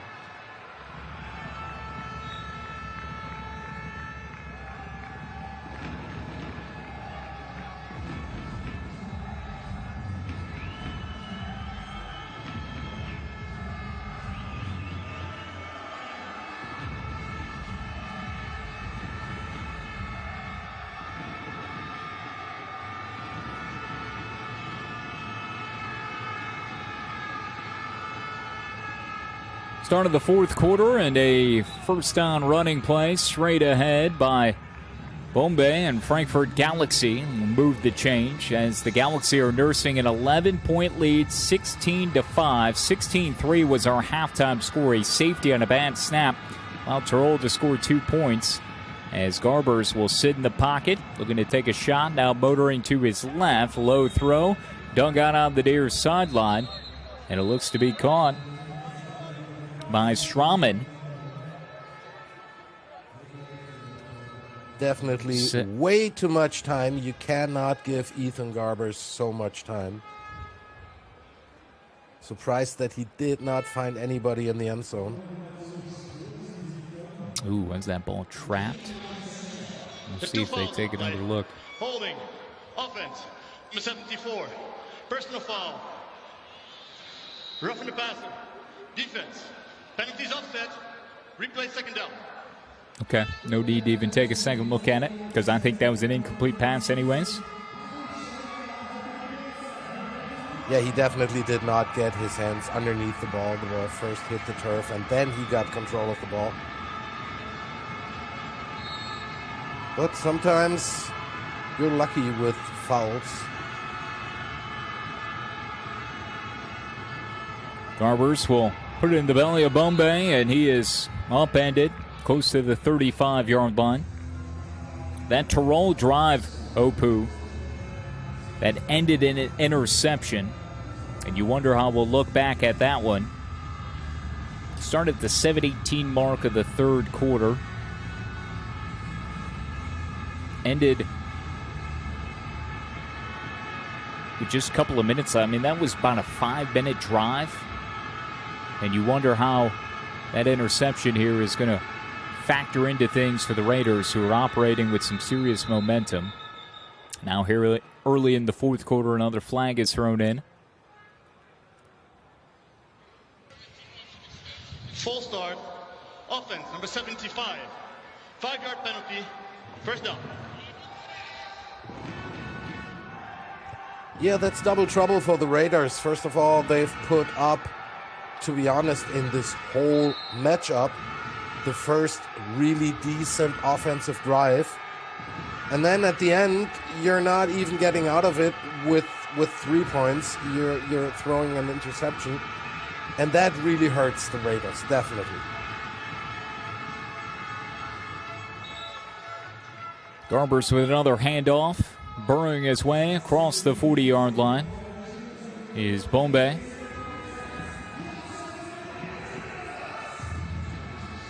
And the clock is the biggest ally now, Opu, for Frankfurt. That's why as long as they make positive yardage, they will try to establish the run and keep eating seconds off that clock.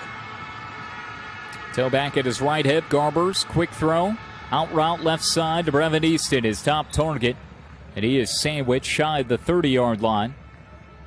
A bevy of different Raiders defenders. Jaron Wilson, one of the Americans, wears number 21, was there.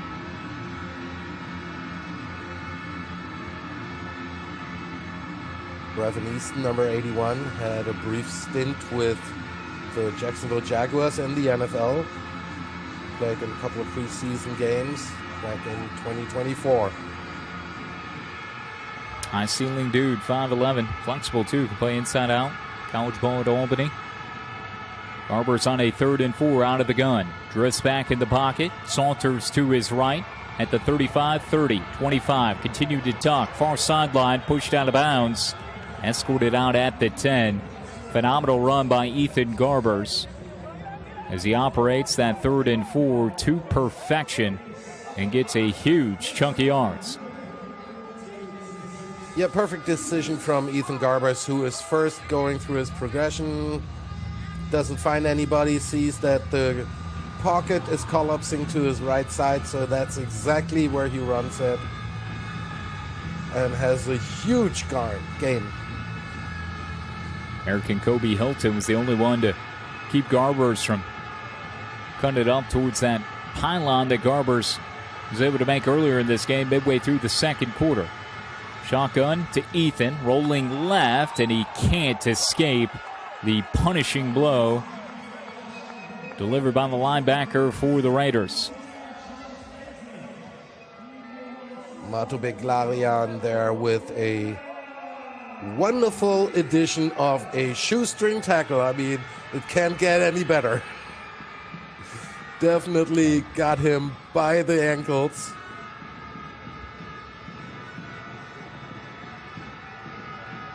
Yeah, Garbers tried to be able to evade the tackler, but Belgarian came in with a club and was able to take him out underneath. Now a handoff on 2nd and 13, and absolutely nothing for Abumbe.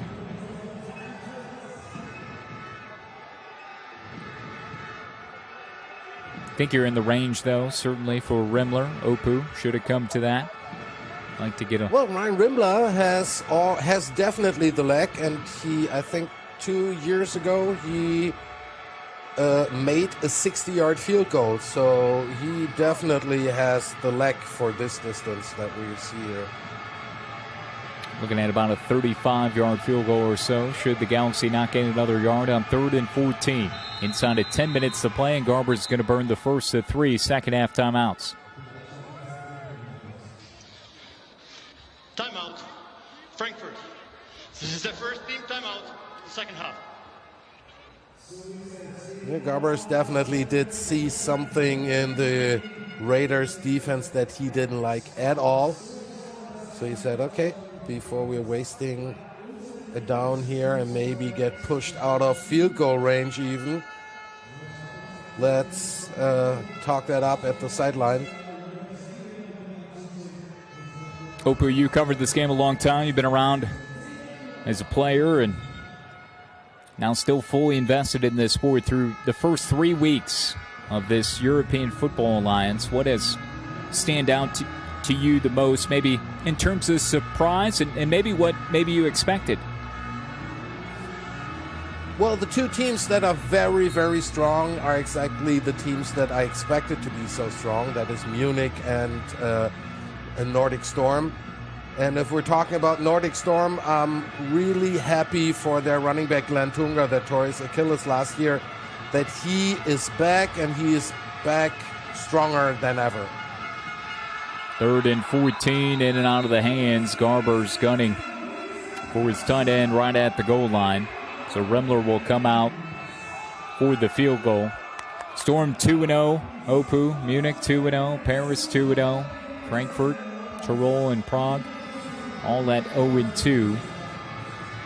Get an update. We'll get you a score update from what is going on with Paris and Munich as they're alongside us here tonight. One fixture coming up tomorrow. Last check I had was 7 apiece, but that's what I see as well. That's a hard battle. And there we see the leg that Ryan Rimler has. Field goal for the Galaxy, 19 for the Frankfurt Galaxy, 5 for the Raiders Tirol. So another 3 points for Frankfurt as they push this out to a full 2-touchdown advantage, a 14-point lead. Still just a 2-score ball game, though.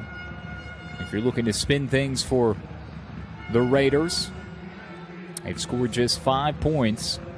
And the offense has looked anemic for much of the game, although the last time they had the football, they were able to chew up some good chunks of yards, take time off the clock, but it ended in disaster. A Jalen Cray interception for the Galaxy of Steven Grajewski, who threw 3 picks a week ago. He's thrown 2 here today. 1 to Rabi Jr. in the first half. Jalen Cray had 1 here earlier in the second half.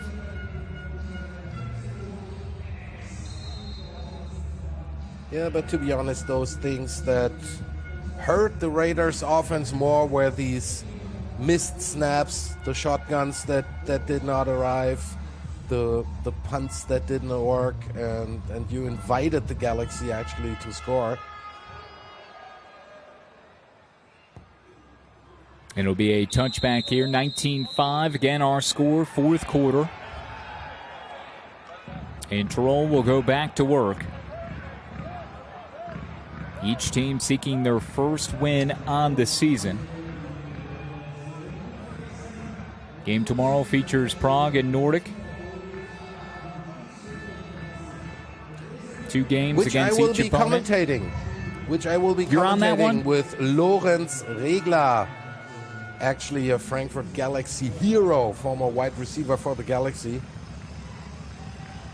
Cut me a promo, Opu. What time tomorrow?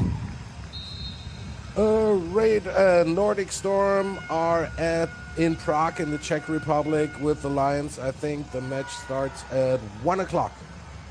Yes, sir. You got it.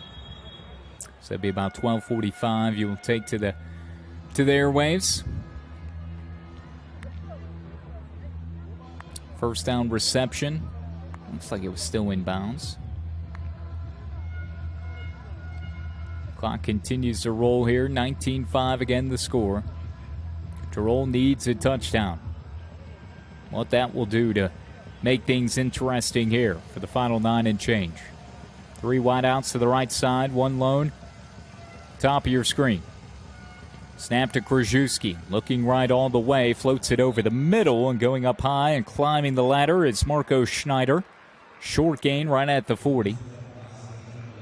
Good coverage there by Sebastian Gauthier, the linebacker, nickelback linebacker for the Frankfurt Galaxy. Player that has a huge backpack full of talent, but had a lot of injury problems within the last couple of years. I think last year he didn't play at all.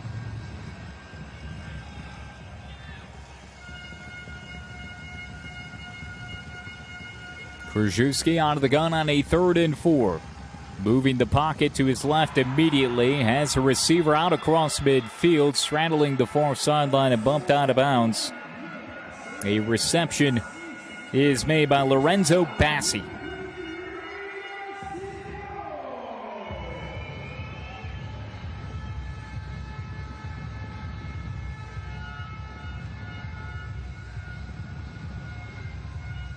Bassi showing another gear too. Bassi, an Italian player, and there will probably in the upcoming weeks a couple more Italian players show up in the EFA teams.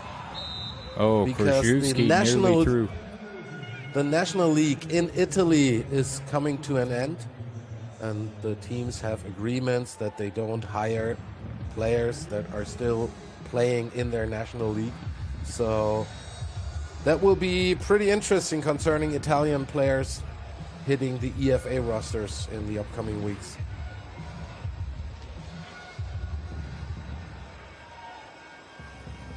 Yeah, the roster construction and restructuring doesn't seem to end ever, does it? Always trying to continue make your team better. Krzyzewski, who got away with one on the previous throw, is able to float one in nicely near the 40-yard line, that first down marker.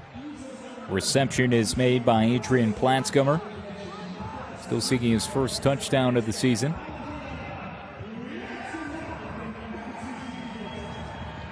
Quickly to the line, and a handoff of 1 yard. Goes to Tobias Bonatti. You can see the urgency, Opu, from the Raiders Tirol club midway through the 4th quarter, down 2 touchdowns.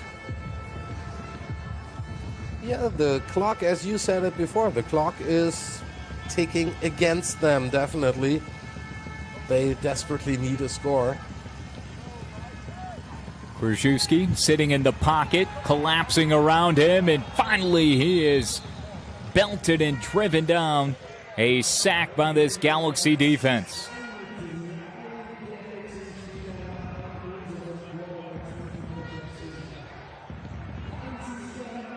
What a strong work there of the defensive line unit of the Galaxy, especially, who was it, number 95, Daniel Bartmann, who pushed 3 Raiders back into their quarterback. I mean, if your defensive lineman is capable of doing that, that's all you want. 3rd and 17. This could be the ball game here. Krzyzewski chased from behind. Can't get rid of it, and he is driven ferociously down to the deck. Ball came out afterwards. Tirol has it. And they will undoubtedly be going forward on 4th and very long, with the clock continuing to chug along here in the 4th quarter.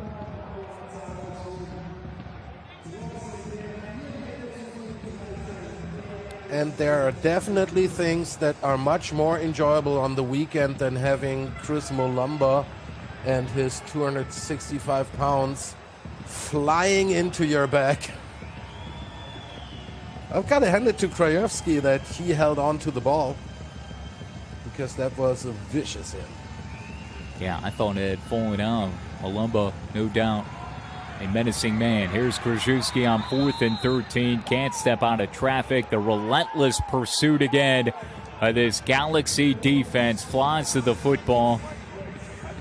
Krajewski has nowhere to go. And another punishing blow. And that might be one of the final nails in the coffin.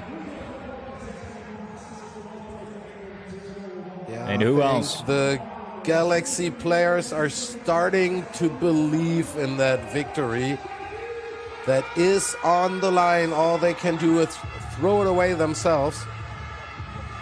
They got the ball, 5:37 on the clock, and they're leading 19-5. I mean, in general, you cannot lose this anymore. But we've seen a lot of things in football. Garbers will swing it out right side. It's caught. Straumann stays in bounds, which is the next obvious thing to make sure you do if you're Frankfurt, to continue that clock moving. But Opu, yeah, Frankfurt has been in this position. They've lost games. Paris, week 1, there was 7 and change remaining. And they let a 2-touchdown lead slip through their fingers. Here, 5 minutes to go. Much better position. You have the football at midfield.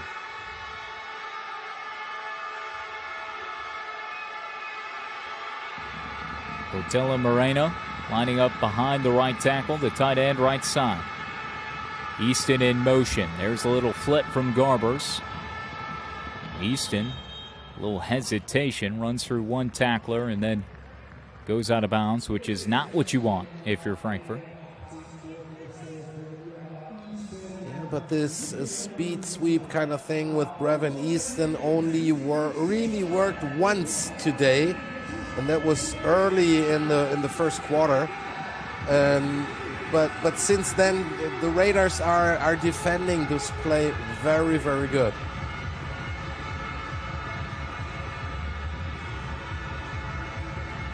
Third and 3 for the Galaxy. Trying to get that much closer to their first win of this EFA season. Garbers keeps himself, tunnels off the right side, has the first down, but whistles are blaring in every direction.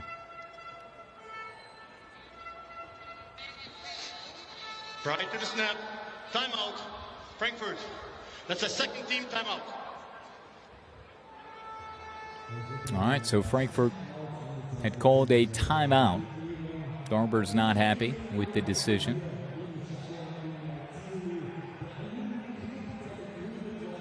Nothing but 4s on the game clock.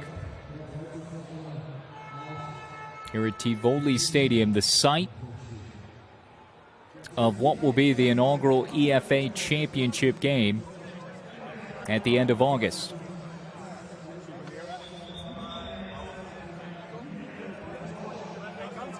When do you think? Before that, for everybody who is coming to Europe, managed to come to Europe when the Big Four starts, where the 2 half finals are both played in Frankfurt in the PSD Bank Arena, this will be a whole weekend fully packed with football, with all kinds of things, tailgating. This will be a lot of fun for the whole European football community. Garbers zips one out towards the 32. Easton is cloaked by multiple Tirol defenders. He was asking for a handkerchief to be thrown. It will not. 4th and 3 now for the Galaxy.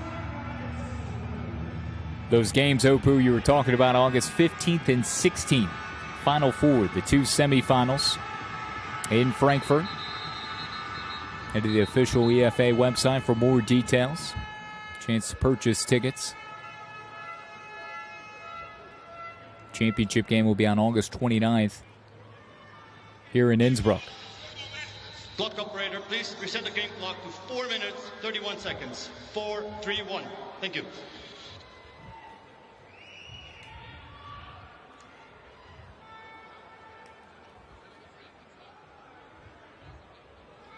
Yeah, Innsbruck Airport is not far away. Tiny little airport. This is why the Raiders Tirol had to go by bus to Munich and then fly to Copenhagen to face the Nordic Storm, because from Innsbruck there was no connecting flights to Copenhagen. It's incredible, isn't it? Travel. Here's a 4th and 3. And Garbers with a hard count. These two teams separated by a train ride of just under 6 hours. We'll see if it's another timeout or delay a game. Delay of game. Offense. 5-yard penalty. 4th down. Well, as we heard on the sideline from the Frankfurt Galaxy, Thomas Kösling, the head coach, calling his defense, saying, hey, it's not over yet. We still need you to work.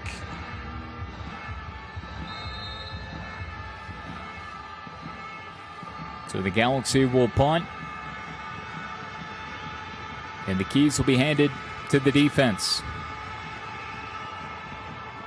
Rompelt angles one towards the far corner. Did it stay outside the pylon? My goodness, it did. Down at the 2. And there to help indicate where the ball went out was Henrique. You can't ask more of your punter than to put it out of bounds at the 2-yard line. That's perfect. I just get a chuckle out of Dion Henrique, helping the official, pointing to where it went out of bounds. He was fired up in coverage.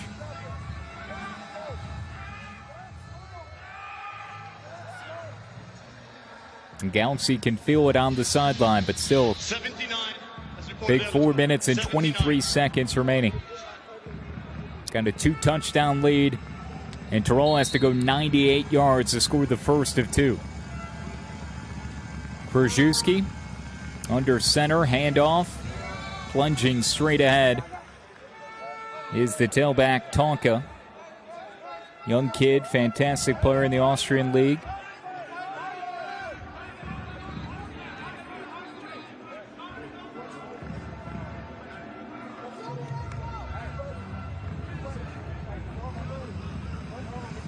Under 4 to play.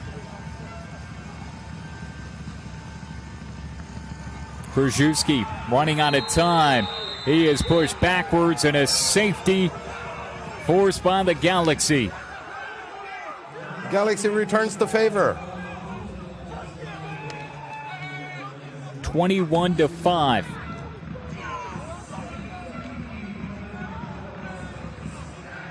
That penetrating Galaxy defense able to burst through that offensive line, and Malumba again is the first to arrive.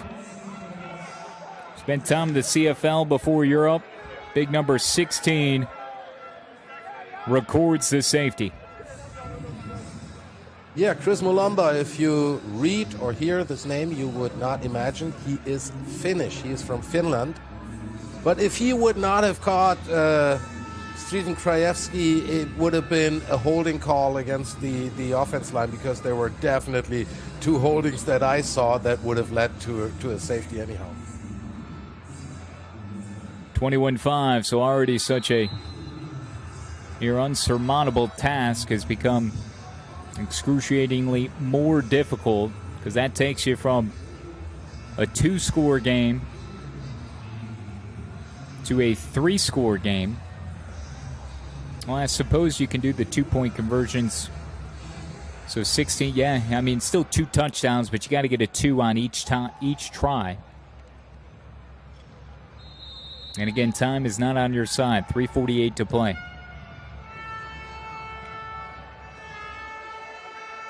Kick taken inside the 10. Charging out towards the far sideline. Cutting back in is Lenhart. Inside the 40, down to the 34-yard line. And that's a back-breaking blow. First of all, he showed his really good hands by picking this one down. And then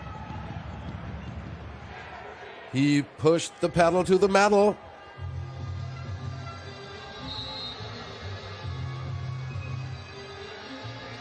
Terrific athleticism. Caught it moving backwards close to the 5. Able to wheel his way through traffic. Undeterred. Unrelenting runner.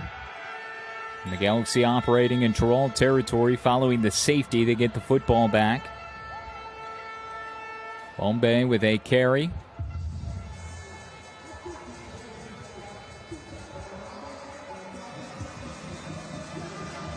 Galaxy will play at the Nordic Storm next week, Week 5 action. It's next Sunday at 1. Tirol,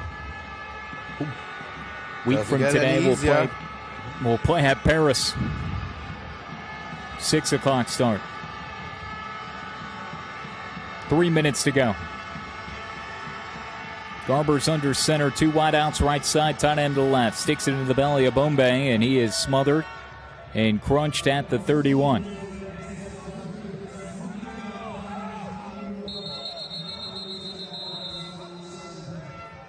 Yeah, this is a big lead for the Galaxy, but still, I hope you understand what I mean, Kyle. Frankfurt is not that much better a team in this matchup here than the Raiders Tirol if we're looking at the score. It's simply that the Raiders have been shooting themselves in the foot because of mistakes they did or an interception. Again, interception is always coming at the wrong time, but at that moment there was a momentum shift in the game, and then Krajewski threw this interception. So, yeah, Shuan Fatah is not pleased, as we see.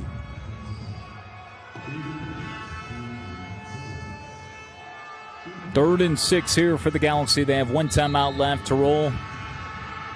The Raiders with 2. A field goal and a safety. The only offensive scoring. The only scoring, rather, as a 3rd and 6. That's a load to bring down in Bombe. A couple of yards shy of that first down marker.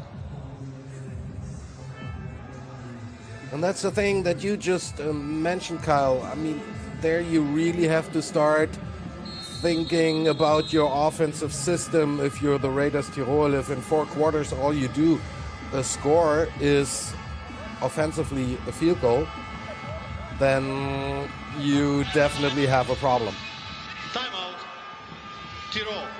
Yeah, I think there's no doubt there'll be some soul searching between now and next week's fixture at Paris. What do you think the most underrated position group in Euroball is, Opu? In Europe? Well, they let's put it that way. In Europe, they learned pretty fast that one of the hardest positions in American football is offensive line. Probably the absolute hardest is defensive back. That's why in, I think, each and every team in the EFA, you see 2 U.S. imports on defensive back, on safety or cornerback. A little underrated sometimes, I think, is defensive line, because, yeah, people don't really see that the athleticism that you need to play this position. 44-yard field goal attempt on 4th and 3 from Ryan Rimler is wide right. Yeah, but that's he a fascinating. He had the distance. He had the leg, but pushed it right. But that's a fascinating conversation, is it not, Opu? Because, especially for those that are consuming this game who are in the States, in America, trying to rationalize and size up and make comparisons to American football and the NFL or college football, whatever it is that they subscribe to in the States. It's a different ball game out here. And you love the growth of the game, right, of Euroball and where it has come and how long it has already been around and what the EFA is doing, but, still trying to find and mold the proper bodies at the right positions within the constraints of roster management, right, with 4 American players and 6 non-natives and all the homegrowns. It's a difficult task, but that's what makes it so unique and fun. Definitely, and all the talents that you're looking for this top league of European level, all these players, they learned in normal clubs, in the big clubs in Germany. Germany is by far the biggest nation in Europe when it comes to American football. Germany and Austria. There you have clubs where you can start with the age of 12, maybe with tackle football. And because we don't have it like in the US that you have high school and college football, this simply does not exist in Europe. So you have those players that are joining clubs and they're paying monthly fees to be allowed to play in those clubs. And in the minor leagues, actually, if they have road games, the players are paying their road games, their road trips. So there's a lot of, let's put it that way, former head coach of the Madrid Bravos and our color commentator here for the EFA as well, Andrew Weidinger, said what he finds impressing in European American football is all these boys, they're playing it for the fun of the game. None of them will ever make a living by playing American football. So it's a totally different approach to the game than you have in the US, where as of high school, if you play high-level high school, they already start thinking about in which color they're going to buy their first Ferrari once they have an NFL contract. And this simply does not exist. They sucking up every knowledge they can get from the coaches to get better because they love the game. For the love of the game, it's a beautiful thing, beautiful concept, something that is being lost in many respects, back in the States, but that's a conversation for a different broadcast and a different show. We meet on a different day and discuss that, Kyle. Yes, we will do that, Opu. 21-5 is the score. 2-minute warning here at Tivoli Stadium as Krzyzewski will step back and fire one down the center of the field in and out of the arms of his intended receiver. It was dropped by Rabensteiner. 3rd and 5 coming up for Tirol. Good-looking ball. Oh, that would have been something for his highlight reel, Tony Rabensteiner. He could have had that. Actually had it. And Rabby Jr. had an interception earlier and got beat.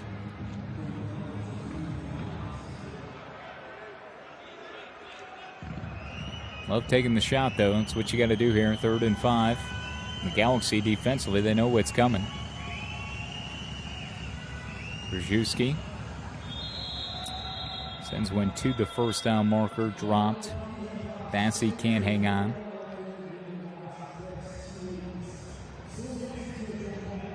And 4th and 5. That was deflected too, looked like on the pass rush.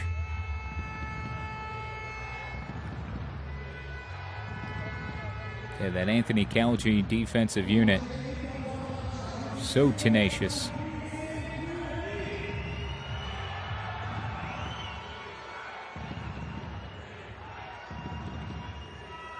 Fourth and 5. Last chance for Tirol. Krzyzewski, nobody home. Incomplete. Platzgummer was in the area. And Frankfurt will take over. The Raiders can stop the clock one time if they'd like. But Frankfurt will have an opportunity, Opu, to run this thing out. Yeah, it doesn't really make sense to stop the clock again because, I mean, you need 3 scores to get even to match the Galaxy. So it doesn't really make sense to take this last Raiders Tirol timeout. they will probably do it, but the Frankfurt Galaxy is winning this matchup because, and this might sound a little foolish, but because they did less mistakes. In general, you win a football match if you do less mistakes than your opponent. But in this game here, it was obvious that there were a lot of issues with long snaps, with fumbles and stuff. And but both teams managed to show a much better performance in the second half if it comes to those big mistakes. On the other hand, the Raiders Tirol still had this bad snap on the punt try where they had to take the safety, and yeah, it was from the beginning they had problems with those minor mistakes that you actually don't want to see anymore in week 3. Those are mistakes that can definitely happen in week 1, but not in week 3 anymore. Garbers will take a knee. Final minute here at Tivoli Stadium in Innsbruck. He'll have to snap it one more time.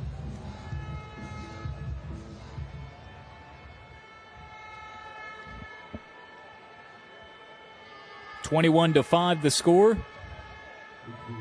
Victory formation. Knee from Garbers. And those Biersteins in Germany are going to get a workout here tonight. Frankfurt comes to Tirol and scores their first win of the EFA season. 21-5 the final. Garbers with a rushing touchdown and also a touchdown reception. And the Galaxy improved to 1-2 on the year. They will keep pace with the top of this league. In Tirol, Raiders, they fall to 0-3. The hill becomes even more steep. That climb the rest of the way over the final 7 games of the season. One more game coming up in the EFA this week and tomorrow in the Czech Republic, in the capital of the Czech Republic, in Prague. The Nordic Storm is battling it up with the Prague Lions. Opu, this has been a pleasure, man. Best of luck on your call tomorrow. One more game, as you mentioned. You will be around, and we will talk again throughout the rest of the CFA inaugural season. Terrific game in many respects. A lot of sloppiness. That's what makes it great, though.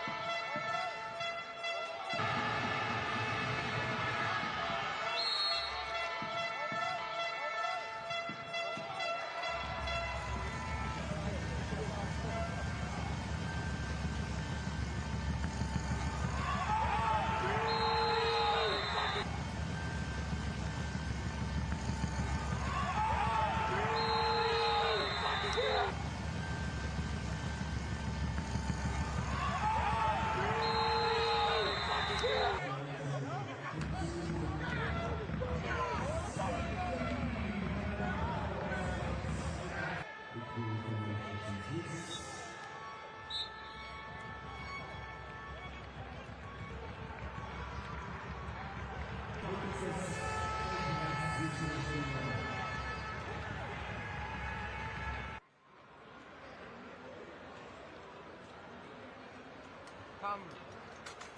full stuke.